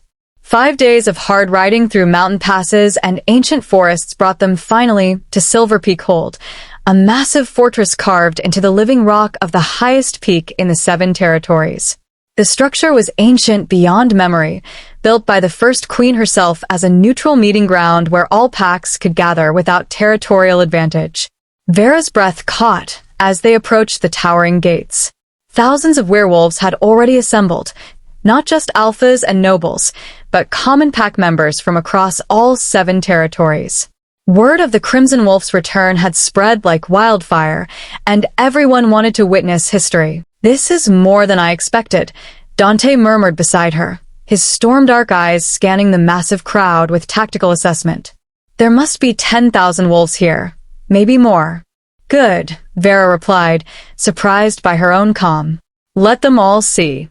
Let them all witness what happens when truth confronts corruption. Through the mate bond, she felt Dante's pride mixed with concern. The crowd could be an asset or a danger depending on how they reacted to her claims. One wrong move, one failed demonstration, and public opinion could turn against her irreversibly. The great gates swung open to reveal an honor guard of silver-armored warriors bearing the ancient insignia of the 7 packs united. Their captain, a grizzled veteran with more scars than smooth skin, stepped forward and dropped to one knee. Princess Aurora, he said, his voice carrying clearly despite the crowd's noise. The Council of Alphas awaits your arrival. I am Captain Marcus Steelclaw, sworn to serve the rightful heir. My blade is yours. The public acknowledgement sent ripples through the assembled wolves. Some cheered, others murmured in confusion or displeasure, but none could ignore the significance of the Hold's guard recognizing her claim. Rise, Captain, Vera said, her voice steady and clear. Your loyalty honors me and the memory of those who came before. Lead us to the council chamber. The procession through Silver Peak Hold was like walking through living history. Every stone seemed to pulse with ancient power, and Vera could feel the presence of her ancestors in these halls, generations of the royal bloodline who had ruled with wisdom and justice. They passed through corridors lined with tapestries depicting the founding of the 7 packs, the great wars that nearly destroyed them, and the first queen who brought unity from chaos. Vera noticed details she'd never read in any history text. The first queen had her face, her build, her raven black hair. The resemblance was unmistakable. It's like looking in a mirror, Celine observed, walking beside Vera. The silver-haired Alpha had been a steady presence throughout the journey. Anyone who sees these tapestries and then looks at you will have no doubt of your bloodline. The council chamber was breathtaking. a circular room carved from white stone that seemed to glow with inner light. 7 massive thrones ringed the space, each marked with the symbol of a different territory. At the chamber's center stood a raised platform where the monarch's throne had once stood, though it now sat empty and draped in silver cloth. The Council of Alphas was already assembled. Vera recognized Kieran, Celine, and Thorn from their time at Thornridge Manor. But now she saw the others who would judge her claim. Alpha Cashin Ironfang of the Eastern Reaches, a brutal-looking man with iron-gray hair and cold blue eyes. Father de Garrett, who tried to kill Dante in Shadowpine. His hostility was palpable. Alpha Morgana Shadowfen of the Southern Marshes, a cunning woman with dark skin and calculating green eyes. She'd been one of Helena's strongest allies before the evidence of corruption surfaced. Alpha Victor Stoneheart of the Western Mountains, ancient and weathered, with a white beard that reached his chest. He'd ruled his territory for 40 years and resented any change to the established order. And finally, Alpha Lydia Nightbrook of the Central Valleys, young for an alpha at barely 30, with auburn hair and sharp hazel eyes. Her position was unknown. She'd remained neutral throughout Helena's reign.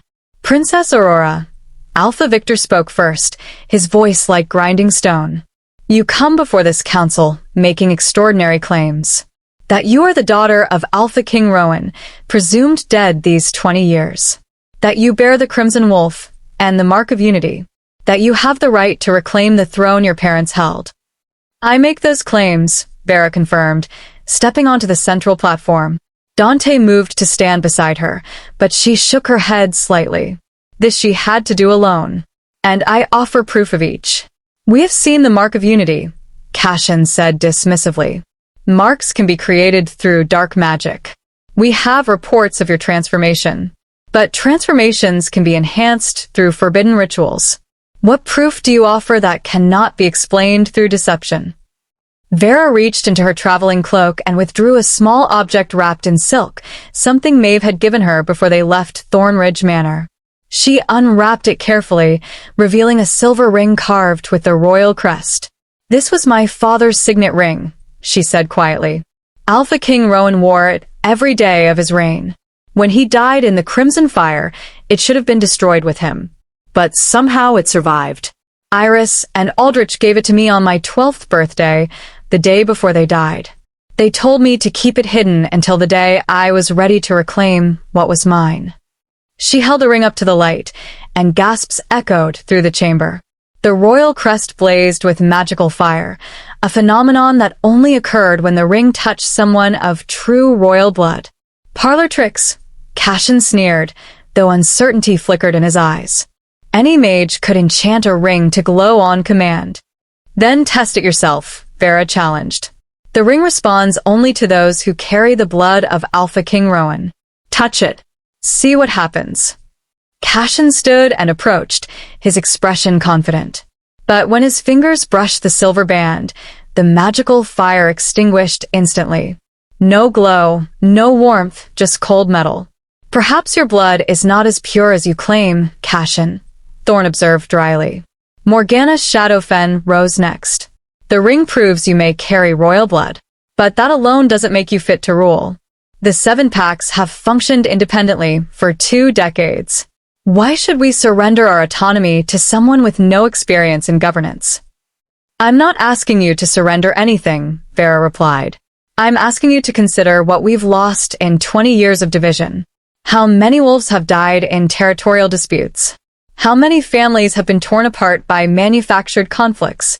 How much wealth has been wasted on maintaining artificial borders? She turned slowly, addressing not just the council but the hundreds of witnesses crowding the chamber's edges. I don't claim to be perfect. I don't promise to solve every problem. But I promise to try. To listen. To put the welfare of all wolves above personal power.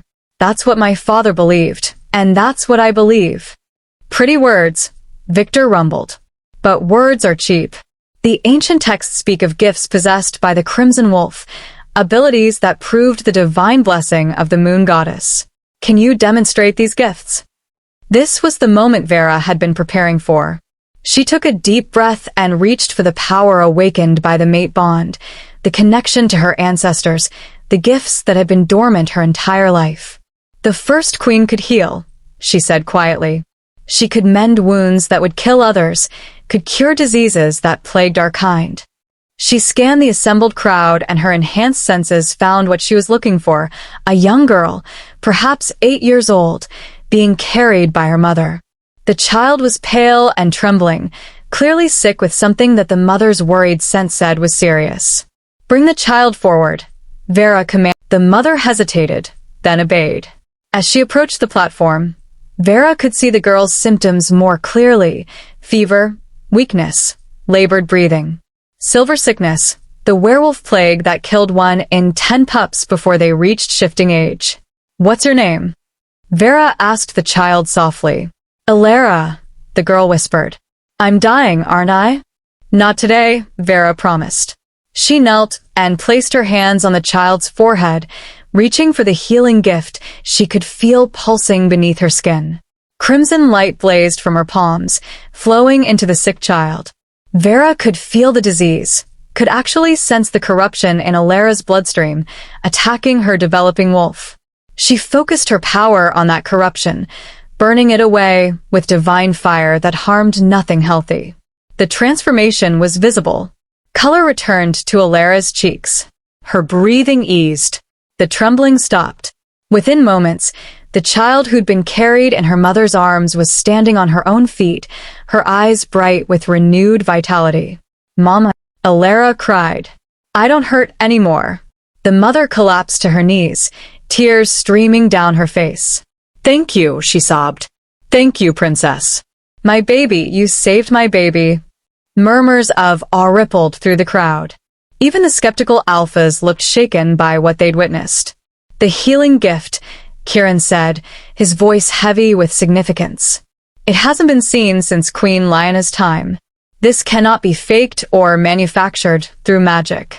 Only the true royal bloodline carries this blessing." "One gift proven," Cashin conceded grudgingly. "But there were others. Can you demonstrate them as well?" Vera stood and turned to face Lady Helena, who stood in chains among the other prisoners. The former lady of Thornridge Manor looked haggard and bitter, but her ice-blue eyes still held defiant hatred. "The first queen could sense deception," Vera said. "Could know the truth from lies with absolute certainty. Lady Helena, tell me, did you murder Alpha King Rowan?" "No," Helena spat. "I had nothing to do with his death." Crimson light flared around Vera, and she felt the lie like a discordant note in a symphony. "You're lying. The truth now, or face the moon goddess's judgment." Helena's face twisted with rage. "Fine. Yes, I killed him. I hired a dark mage to set the fire that destroyed the royal family. I did it because Rowan was weak, because his ideas of unity were holding back those of us strong enough to lead." The confession stunned the chamber into silence. Even those who'd suspected Helena's guilt seemed shaken by hearing her admit it so baldly. "And my parents?" Vera pressed. "Iris and Aldrich Ashford. Why did they die?" "Because they discovered the truth," Helena snarled. "Because they found proof of what I'd done and planned to expose me. So I arranged an accident in the mountains, made it look like a training exercise gone wrong. And I took you, the precious little princess, and broke you down until you were nothing." Her voice rose to a shriek. 7 years I kept you under my heel. 7 years of watching you scrub floors and take beatings and never knowing you were the rightful heir. That should have been enough. You should have stayed broken. But she didn't, Dante said quietly, speaking for the first time. "Because true strength can't be broken, only tempered. Everything you did to Vera only made her stronger." Vera turned away from Helena's rage to address the council. "You wanted proof of the gifts. I've shown you healing and truth sensing. Would you like to see the others?" "There's no need," Lydia Nightbrook said, standing for the first time. The young Alpha's hazel eyes were bright with unshed tears. "I've seen enough. You are who you claim to be. Princess Aurora, daughter of Rowan and Lionel, bearer of the Crimson Wolf and rightful heir to the throne of the 7 Packs." She knelt, and her voice rang clear. I, Lydia Nightbrook, Alpha of the Central Valleys, pledge my territory and my loyalty to you. My wolves are yours to command." One by one, the other alphas made their decisions. Kieran, Celine, and Thorn knelt immediately, their support already secured. Morgana hesitated, then followed, her calculating mind recognizing which way power was flowing. Victor remained seated longest, his ancient face troubled. "I remember your father," he said finally. "Remember when he united the packs and brought peace after generations of war. I also remember the complacency that followed, the loss of territorial identity." He paused, then slowly, painfully, lowered himself to one knee. "But I remember most that Rowan was a good man who put his people first. If you're truly his daughter, and I believe you are, then perhaps the 7 packs need you. My territory is yours, princess." Only Cashin remained standing, his face twisted with fury. "I will not kneel to a girl barely out of childhood. I will not surrender my territory to someone who what?" Vera interrupted, her voice carrying the full authority of the Crimson Wolf. "Who survived your son's assassination attempt? Who exposed the corruption you and Helena perpetrated? Who offers you the choice to join us peacefully rather than be swept aside by justice?" She stepped down from the platform and walked directly toward the hostile Alpha. Every instinct screamed at her to be careful, but she felt her ancestors' presences guiding her, giving her courage. "You lost your mate 5 years ago," she said softly, and Cashin flinched. "Helena arranged a border dispute that put your wife in danger. She died defending territory that wasn't even under threat, fighting a manufactured conflict designed to weaken your position." "How do you know that?" Cashin demanded, his voice cracking. "Because I can feel it," Vera replied. "The grief you carry, the rage at being manipulated. You're not evil, Cashin. You're just wounded. And you've been lashing out at the wrong enemies." She held out her hand. "I can't bring back your mate. But I can promise you that under my rule, no more wolves will die in manufactured conflicts. No more families will be torn apart by political manipulation. We can do better. Together." For a long moment, Cashin stared at her outstretched hand. Then, slowly, tears began streaming down his weathered face. "She was everything to me," he whispered. "And I let Helena convince me her death was your father's fault. That unified rule had made us weak." "It wasn't a weakness," Vera said gently. "It was trust betrayed by someone we should have been able to rely on. But we can rebuild that trust. Starting now." Cashin took her hand and dropped to one knee. "My territory is yours, Princess Aurora. And my son's crimes, I cannot undo them, but I will spend the rest of my life ensuring he faces justice." With all 7 alphas kneeling, the chamber erupted in howls, the traditional werewolf acknowledgement of a new leader. The sound was deafening, joyous, and somehow mournful all at once. An era was ending and beginning simultaneously. Maeve appeared from the crowd, moving with surprising speed for her age. She carried a silver cloth, which she reverently removed from the empty throne at the chamber's center. Beneath it sat the crown of unity, an ancient circlet of rose gold and moonstone that gleamed with divine light. 20 years this crown has waited," Maeve said, her voice thick with emotion. 20 years since it graced the head of a rightful ruler. "Princess Aurora, will you accept this burden? Will you lead the 7 packs with wisdom, justice, and compassion?" Vera looked at the crown, then at Dante, whose storm-dark eyes blazed with love and pride through their mate bond. She thought of her parents, all 4 of them, who'd sacrificed everything to bring her to this moment. And she thought of Alara, the little girl she'd healed. Of Tobias, who'd stood up for her when no one else would. Of all the wolves across the 7 packs who deserved better than corruption and manufactured conflicts. "I accept," she said clearly. "Not because I believe I'm perfect, but because I believe in what we can become together." Maeve placed the crown of unity on Vera's head, and the moment it touched her, power exploded through the chamber. Crimson and gold light blazed from the crown, washing over every werewolf present. Through the magical connection, Vera felt them all, every alpha, every warrior, every parent, every child. She felt their hopes, their fears, their desperate desire for something better. And she felt her ancestors, not just Seraphina, but generations of queens stretching back to the beginning. Their wisdom flowed into her, their strength became hers, their love for their people burned in her chest like holy fire. "I am Aurora Ashford," she declared, her voice resonating with power that made the ancient stones tremble. "Daughter of Rowan and Lyanna, raised by Iris and Aldrich, mate to Dante Silverclaw, bearer of the Crimson Wolf and heir to the First Queen. I claim the throne of the Seven Packs, not through conquest or manipulation, but through birthright and the will of those who choose to follow me." She turned slowly, meeting the eyes of every alpha, every witness. "I promise you this. I will lead with justice, not vengeance. I will unite through cooperation, not domination. I will protect the weak, hold the powerful accountable, and build a future where no wolf needs fear, manufactured conflicts, or corrupt leadership. I am your queen," she finished.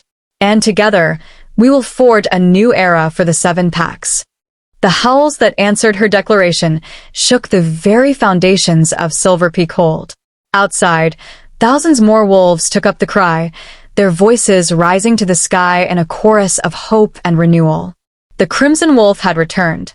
The rightful queen had claimed her throne. And the Seven Packs were united once more. As the ceremony concluded and wolves began filtering out to celebrate, Vera finally allowed herself to feel the weight of what had just happened. She stood on the platform, wearing the crown of unity, and felt the full magnitude of responsibility settling on her shoulders.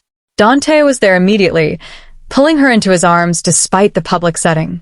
Through their mate bond, she felt his absolute pride and unwavering support. "You are magnificent," he murmured against her hair. "Every inch a queen." "I'm terrified," Vera admitted quietly. "What if I fail them? What if I'm not strong enough or wise enough?" "Then you'll learn," Dante replied.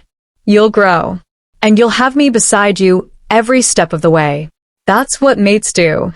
We face the impossible together." Maeve approached Tobias, who looked uncomfortable in the formal clothes he'd been given for the ceremony. But his hazel eyes shone with tears of joy. "You did it," he said simply. "You really did it, Vera. You went from scrubbing floors to wearing a crown." "We did it," Vera corrected. "Every person who stood beside me, who believed in me when I couldn't believe in myself, you all did this. And I won't forget that." She turned to Maeve. "What happens now?" "Now." The old healer smiled. "Now you begin the real work. Uniting 7 territories used to be independent. Rooting out the corruption Helena left behind. Building trust with those who still doubt. Governing with wisdom you're still learning." "That sounds exhausting," Vera said with a weak laugh. "It will be," Maeve agreed. "But you'll have help. And you'll have something Helena never had. The genuine love and loyalty of those you lead. That's worth more than all the political maneuvering in the world." As night fell over Silver Peak Hold, a great feast was prepared to celebrate the coronation. Wolves from all 7 territories mingled freely, sharing food and stories, and beginning the slow process of rebuilding unity. Vera sat at the head table, Dante at her right hand, and the 7 alphas arranged around her. She was exhausted, overwhelmed, and still half convinced she'd wake up back in the servants' quarters at Thornridge Manor. But the crown of unity rested heavy on her head. The mate bond thrummed warm and strong in her chest. And when she looked out at the celebrating crowd, she saw hope shining in faces that had been hardened by years of conflict. This was real. This was happening. She was Queen Aurora, ruler of the 7 Packs. And tomorrow, the real work will begin. But tonight, she would celebrate with her people, would feel the joy of unity restored, and would remember that she was no longer alone. The Crimson Wolf had risen, and nothing would ever be the same. Chapter 8. The Queen's Reign. 3 months after her coronation, Queen Aurora stood on the balcony of Silver Peak Hold, watching the sun rise over territories that had once been divided, but now stood united under her crown. The winter snows were beginning to melt, revealing the first hints of spring, a fitting metaphor for the renewal sweeping through the 7 packs. "You're up early." Dante's voice came from behind her, warm with sleepy affection. His arms wrapped around her waist, pulling her back against his chest. "The council meeting isn't for another 2 hours." "I couldn't sleep," Aurora admitted, leaning into his warmth. The mate bond pulsed contentedly between them, a constant reminder that she never faced these challenges alone. "I keep thinking about everything that's changed, everything we've accomplished. Sometimes it still feels like a dream." "If it's a dream, then we're both having it," Dante murmured, pressing a kiss to her temple. "And I have no desire to wake up." Aurora smiled, turning in his arms to face him. Her mate, her husband now, after a private bonding ceremony held under the full moon, looked as handsome as ever, though the responsibilities of being king consort had added new lines around his eyes. Lines earned from late nights working on territorial agreements and early mornings training the new unified guard. "What's troubling you?" Dante asked, reading her expression with the ease that came from their deep connection. "The council meeting?" "Partly," Aurora admitted. "We're presenting the new governance structure today. The one that gives each territory autonomy while maintaining unified defense and trade. Some of the older nobles still resist the changes." "They'll adapt," Dante said confidently. "They've seen what you're capable of. Seen how much better things are now than under Helena's corruption. Even the skeptics are coming around." Aurora hoped he was right. The last 3 months had been a whirlwind of reformation, rooting out the remaining conspirators who'd supported Helena's regime, redistributing stolen lands to their rightful owners, establishing new courts to handle disputes fairly, and most importantly, proving that unified leadership didn't mean loss of territorial identity. It hadn't been easy. There had been protests from nobles who lost their ill-gotten privileges, assassination attempts from Helena's remaining fanatics, political maneuvering from those who preferred the old system of divided power. But there had also been victories. Trade routes reopened, bringing prosperity to regions that had struggled under territorial tariffs.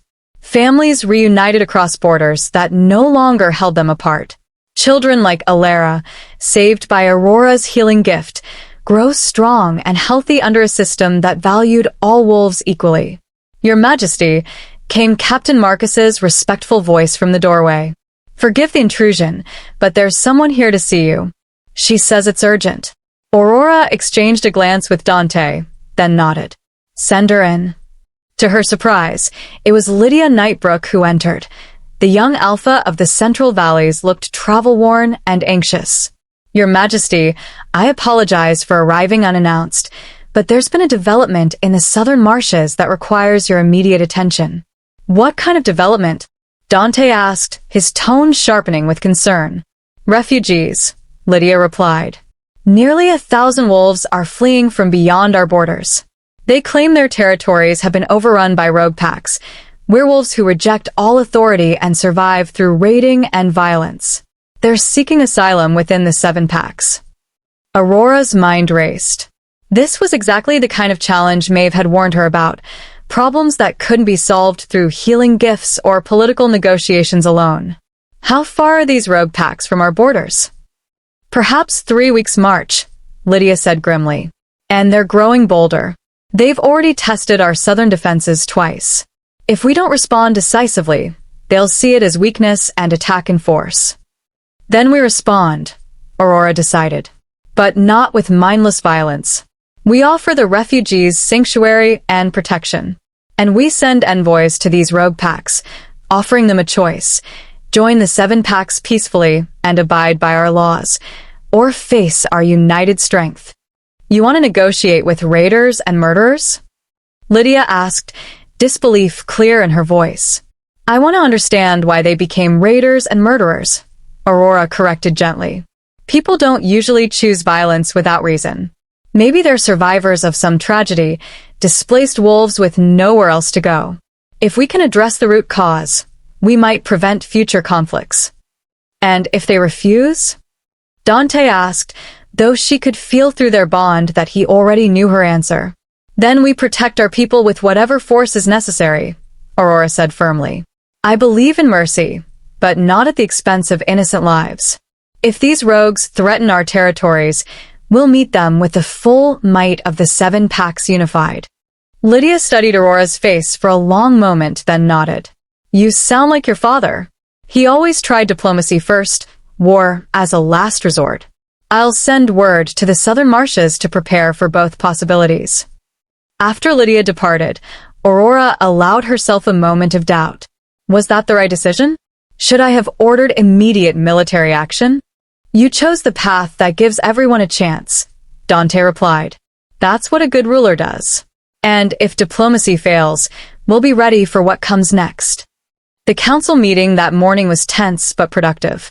Aurora presented her new governance structure, a system where each territory maintained its own alpha and internal affairs, but all 7 territories contributed to unified defense, shared resources during times of crisis, and followed a common code of laws that protected all wolves equally. This system respects your autonomy while ensuring we can face external threats together, Aurora explained, gesturing to the detailed maps and documents spread across the council table. No single territory is strong enough to stand alone against organized enemies. But united, we're unbreakable. Victor Stoneheart, the ancient alpha of the Western Mountains, studied the documents carefully. What about taxation? Will the crown demand tribute that impoverishes our territories? Each territory contributes proportionally based on its wealth and population, Aurora replied. The contributions fund the Unified Guard, maintain roads and trade routes, and provide aid to territories suffering from natural disasters or attacks. But the crown doesn't hoard wealth. It redistributes according to need. A noble idea, Cassian Ironfang said, his tone skeptical but not hostile. But what prevents you from favoring certain territories over others? From using this system to consolidate personal power? Transparency, Aurora answered simply. All financial records are public. All major decisions require council approval. And I've established an independent judiciary to handle disputes, even disputes against the crown itself. She met each alpha's eyes in turn. I'm not asking you to trust blindly. I'm asking you to verify. Watch how the system works, challenge it when you see problems, and help me improve it. I'm not infallible. I'm learning as I go. But I'm learning alongside you, not above you. The honesty seemed to resonate. Even the most skeptical alphas looked thoughtful rather than dismissive. There's one more matter, Aurora said, bracing herself for the difficult conversation ahead. Lady Helena and the other conspirators have been imprisoned for 3 months awaiting final judgment. It's time we decided their fates. Silence fell over the council chamber. This was the moment many had been waiting for. Justice for crimes that had cost hundreds of lives and nearly destroyed the 7 packs. Helena murdered the Alpha King, Thorn said flatly. Murdered dozens of others who stood in her way. By traditional law, she should face execution. I agree she should face death, Morgana added. But execution makes martyrs. Some might remember her as a victim of the new regime rather than the monster she was. Then what do you propose? Kieran asked. Aurora had spent weeks considering this question, weighing justice against mercy, punishment against practicality. I propose life imprisonment in the most remote territory, with magical bindings that prevent her from using any supernatural abilities. She lives, but she lives with the knowledge that everything she built has been dismantled, that the girl she tried to break now sits on the throne she coveted. Some will see that as too lenient, Victor warned. Perhaps, Aurora acknowledged, but I'd rather err on the side of mercy than vengeance. My reign will be judged not just by how I treat my allies, but by how I treat my enemies. If I can show compassion even to someone who destroyed my family, it sends a message about what kind of leadership the 7 packs can expect. And her son, Cassian asked quietly. Marcus and the others who participated in the conspiracy? They're younger, less entrenched in their hatred, Aurora replied. I propose giving them a choice. Accept exile to the frontier territories and spend their lives making amends through service, or face imprisonment alongside Helena. Redemption offered, but not forced. The council debated for hours, voices rising and falling as they wrestled with questions of justice, mercy, and political strategy. But eventually, they reached consensus. Aurora's proposal would be implemented, with slight modifications to ensure the magical bindings on Helena were unbreakable. As the meeting concluded, Maeve appeared at Aurora's elbow. The old healer had been quiet throughout the proceedings, but her storm-cloud eyes gleamed with approval. "You handled that well, child," Maeve said as they walked through the corridors of Silver Peak Hold. "Showed strength without cruelty, mercy without weakness. Your parents would be proud. All 4 of them." "I hope so," Aurora replied. "Sometimes I still feel like I'm pretending. Like any moment someone will realize I'm just a frightened girl playing dress-up as a queen." "That fear never fully goes away," Maeve said gently. "But it becomes less about doubting yourself and more about respecting the weight of responsibility. The day you stop feeling that fear is the day you should worry." They reached Aurora's private chambers, rooms that had once belonged to the first queen herself, now restored to their former glory. But Aurora had insisted on keeping things relatively simple. No excessive luxury, no ostentatious displays of wealth. She remembered too well what it was like to go hungry while nobles feasted. "There's something I need to tell you," Maeve said once they were alone. "Something about your future, about what the moon goddess showed me in my dreams." Aurora's heart skipped. Maeve's prophetic dreams were rarely wrong. "What did you see?" "A daughter," Maeve replied, her weathered face breaking into a rare smile. "Born with your raven-black hair and Dante's storm-dark eyes. The next generation of the royal bloodline, blessed with gifts even greater than yours." Aurora's hand flew to her stomach, where she'd been feeling strange sensations for the past week. "Are you saying—" "I'm saying you're with child, Your Majesty," Maeve confirmed gently. "Perhaps a month along. By autumn, the 7 packs will have a new heir." The news stole Aurora's breath. A child. A daughter. The continuation of everything her parents, all her parents, had fought and died for. "Does Dante know?" Aurora whispered. "Not yet. I wanted to tell you first." Maeve's expression softened. "How do you feel about it?" "Terrified," Aurora admitted. "And completely overwhelmed. And happier than I ever thought possible." Tears streamed down her face as the full weight of it hit her. "I'm going to be a mother. My daughter will never know what it's like to scrub floors or go hungry or feel worthless. She'll grow up knowing she's loved and valued and capable of anything." "She'll grow up knowing she's a princess," Maeve agreed. "But more importantly, she'll grow up with a mother who understands both sides of power, what it's like to have none, and what it's like to wield it responsibly. That will make her a far better leader than someone who only knew privilege." That evening, Aurora shared the news with Dante in the privacy of their chambers.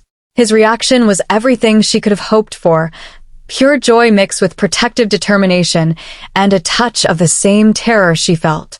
"A daughter," he breathed, his hand settling reverently over her still flat stomach. "We're going to have a daughter. Are you ready for this?" Aurora asked. "For parenthood on top of everything else we're managing?" "I'm ready for anything, as long as I'm facing it with you," Dante replied, pulling her close. Through their mate bond, she felt the depth of his love, his absolute commitment to their family and their people. "She'll need a name," Aurora said. "Something that honors both our families, both our histories." "What about Serafina?" Dante suggested. "After the first queen. Your ancestor who started it all." Aurora's eyes filled with tears again. Serafina Ashford Silverclaw. First princess of the 7 Packs United. It's perfect. The months that followed were a blur of continued reformation, diplomatic negotiations with the rogue packs, which eventually resulted in 3 of the 5 groups peacefully integrating into the 7 packs, and Aurora's gradually visible pregnancy. The people embraced the news of the heir with enthusiasm that surprised even Aurora. Common wolves brought gifts, hand-carved toys, blessed charms, promises of protection for the princess who would one day rule them. It was a stark contrast to how they'd treated Aurora just months before, when she was nothing but a servant. Tobias, now Lord of Thornridge Manor, visited frequently with updates on the territory's recovery. Under his gentle leadership, the manor had been transformed from a place of fear into a haven. Former servants now worked as paid employees with fair conditions. The dungeons had been converted into storage rooms, and the great hall hosted monthly gatherings where all wolves, noble and common alike, could voice their concerns directly to their lord. "You should be proud," Aurora told him during one visit. "You're proving that leadership based on kindness and fairness can be just as effective as leadership based on fear." Tobias ducked his head, still uncomfortable with praise. "I'm just doing what you would do. What you taught me was possible." "I taught you nothing," Aurora corrected gently. "You had that kindness in you all along. You showed it when you stood up for me in the servants' quarters, when no one else would. I just gave you the opportunity to lead with it." As summer turned to autumn, Aurora's pregnancy progressed. Maeve attended her constantly, monitoring both mother and child with her healer's gifts. The old woman seemed to grow stronger rather than weaker, as if the joy of new life renewed her own. "The child is powerful," Maeve reported after one examination. "Even in the womb, I can sense her gifts awakening. She'll be extraordinary, Aurora. Perhaps even more so than you." "That's terrifying and wonderful in equal measure," Aurora admitted, one hand resting on her swollen belly, where she could feel her daughter moving. "I want her to be powerful enough to protect herself, but not so powerful that she becomes isolated by it." "She won't be isolated," Dante assured her. "She'll have both parents who understand what it's like to bear unusual power. She'll have 7 territories full of wolves who already love her. And she'll have the wisdom of all your ancestors to guide her." The labor, when it came on a crisp October evening, was long and difficult. Aurora had faced assassins and corrupt nobles without flinching, but childbirth was a different kind of battle entirely. For hours she struggled, Dante never leaving her side, Maeve guiding her through each contraction with practiced calm. Finally, as the full moon reached its peak in the sky, Princess Seraphina entered the world with a cry that echoed through Silver Peak Hold like the howl of a newborn wolf. "She's perfect," Maeve breathed, placing the tiny bundle in Aurora's arms. 10 fingers, 10 toes, and look at her eyes. Aurora looked down at her daughter and gasped. Seraphina's eyes were already open, and they blazed with crimson fire. The mark of the crimson wolf, manifesting at birth rather than at adolescence. "She's like you," Dante whispered in awe. "The bloodline runs so strong in her." "She's herself," Aurora corrected, gazing at her daughter with overwhelming love. "And she'll grow up knowing she's loved, valued, and capable of anything. No one will ever make her feel like she's nothing." Word of the princess's birth spread like wildfire through the 7 packs. Within days, representatives from every territory arrived with gifts and pledges of loyalty. The celebration lasted a full week, with wolves from all corners of the United Territories gathering at Silver Peak Hold to witness the heir. On the 7th day, under another full moon, a formal presentation ceremony was held. Aurora stood on the balcony overlooking the massive courtyard, holding Seraphina, while Dante stood beside her. Below, thousands of wolves had assembled, nobles and common folk alike, all united in celebration. "People of the 7 packs," Aurora called out, her voice carrying clearly through the crisp autumn air. "I present to you Princess Seraphina Ashford Silverclaw, heir to the crown of unity and the next guardian of our united territories." The howls that answered shook the very mountains. Aurora felt tears streaming down her face as she looked out at the sea of wolves, her people, unified and strong, celebrating the future they were building together. 6 months ago, I was a servant scrubbing floors, she continued once the howling subsided. I was called worthless, broken, cursed. I was told I was nothing and would always be nothing. But I survived. I fought. I claimed what was mine. And I stand before you now not as someone who demands your obedience, but as someone who's earned your trust. She held Seraphina higher, the baby's crimson eyes gleaming in the moonlight. My daughter will grow up in a world you're helping me build. A world where no wolf is dismissed because of their birth, where justice matters more than power, where unity makes us all stronger. This is our future. This is what we're fighting for. Long live Princess Seraphina, someone shouted from the crowd. Long live Queen Aurora, another voice added. The chants spread until thousands were crying out their loyalty, their hope, their belief in the future Aurora was creating.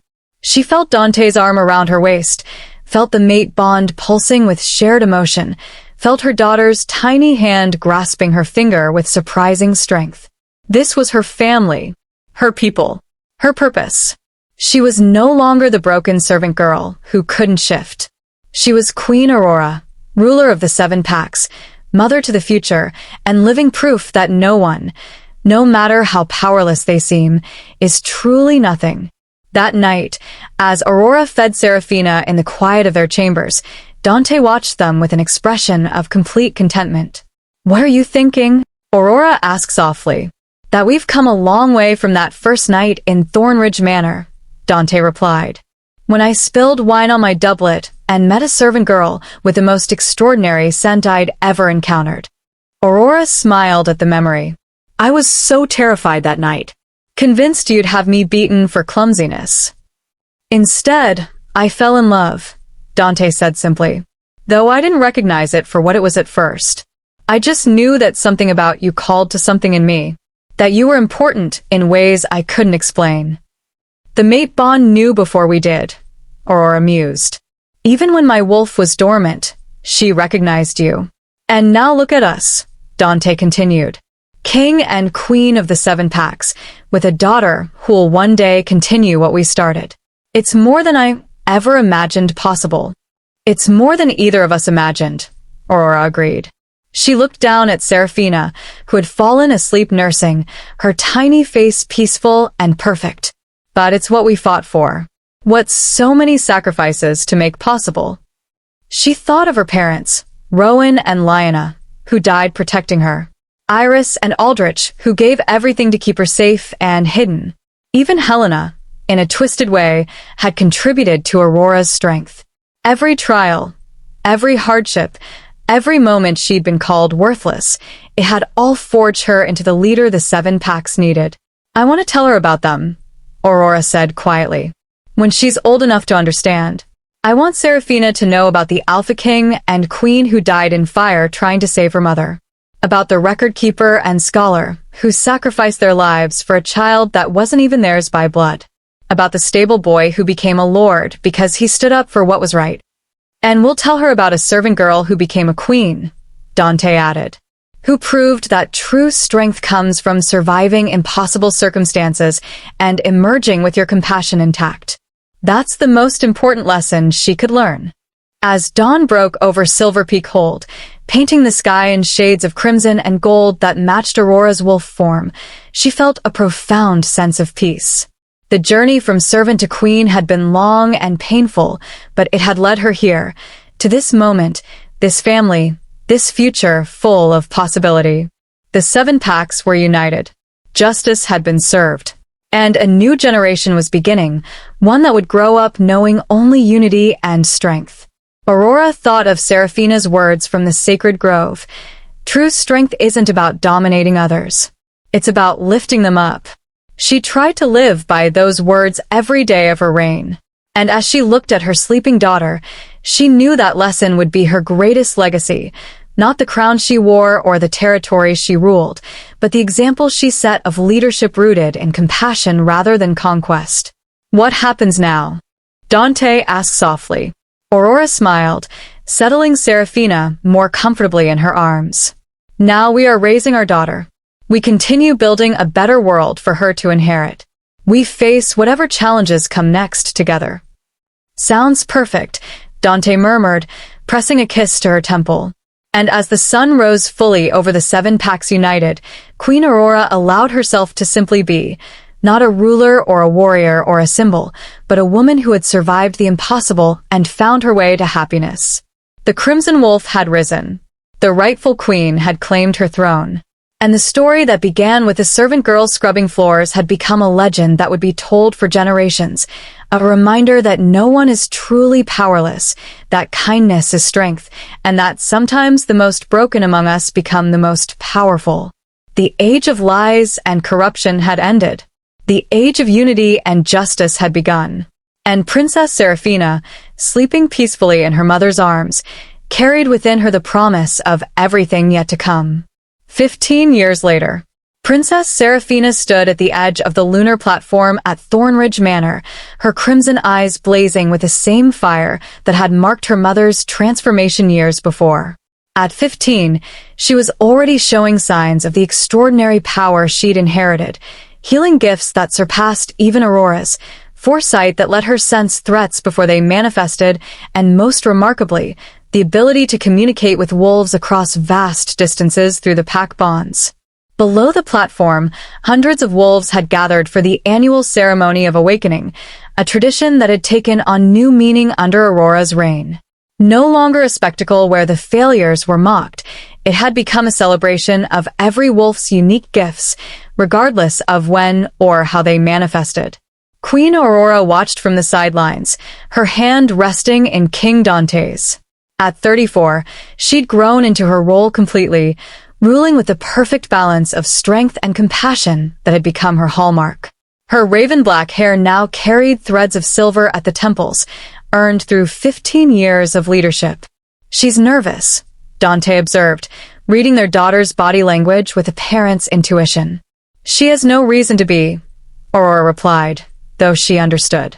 Seraphina had been shifting since she was 8 years old and had mastered her gifts beyond what most wolves achieved in a lifetime. But this was her first public ceremony as crown princess, her formal presentation to the 7 packs as their future queen. Seraphina stepped forward, her voice clear and strong. "People of the 7 packs, I stand before you not as someone claiming superiority through birth or power, but as someone committed to continuing what my parents began. They proved that leadership means service, that strength means lifting others up, that unity makes us all more than we could ever be alone." She shifted smoothly into her wolf form, a magnificent creature even larger than Aurora's, with fur that blazed crimson shot through with streaks of midnight black from her father's line. The assembled wolves held their recognition and acceptance, their future queen made manifest. Aurora felt tears on her cheeks as she watched her daughter, the girl who'd been born into privilege but raised to understand responsibility, who possessed tremendous power but wielded it with wisdom beyond her years. "We did good," Dante murmured, squeezing her hand. "We did," Aurora agreed. "And she'll do even better. That's how it should be, each generation building on what came before, learning from our mistakes, reaching higher than we ever could." As the ceremony concluded and Seraphina shifted back to her human form, greeted by cheers and celebrations, Aurora felt the presence of her ancestors at the edge of her consciousness. Seraphina, the first queen, Rowan and Lyanna, Iris and Aldrich, all watching with pride. "Well done, daughter," Seraphina's voice whispered. "The bloodline is secure. The 7 packs are strong. And the future is bright with possibility. Your reign has been everything we could have hoped for." "Thank you," Aurora whispered back, "for guiding me, for giving me strength when I doubted, for helping me become who I needed to be." "You always had it within you," the first queen replied gently. "We just helped you remember." That evening, as the family gathered privately in their chambers, Seraphina threw herself into her mother's arms with uncharacteristic abandon. "I was so nervous. What if I'd failed? What if I'd disappointed everyone?" Aurora held her daughter close, breathing in her scent, roses and storm clouds and something uniquely Seraphina.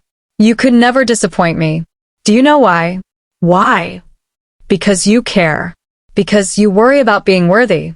Because you understand that power is a responsibility, not a privilege." Aurora pulled back to look her daughter in the eyes. "Those qualities will make you a far better queen than raw strength ever could." "Tell me the story again," Seraphina asked, as she had dozens of times over the years. "About how you went from being a servant to a queen. I need to remember that anything's possible." So Aurora told the story once more, not glossing over the pain or the struggles, but emphasizing the moments of kindness, the allies who stood beside her, the love that carried her through impossible circumstances. She told it not as a fairy tale but as truth, complicated, painful, and ultimately triumphant. And that, she finished, is why I know you'll be an extraordinary queen. Because you've been raised knowing both privilege and responsibility. Because you understand that true strength comes from lifting others up, not pushing them down. Because you're already more than I ever dared dream of becoming.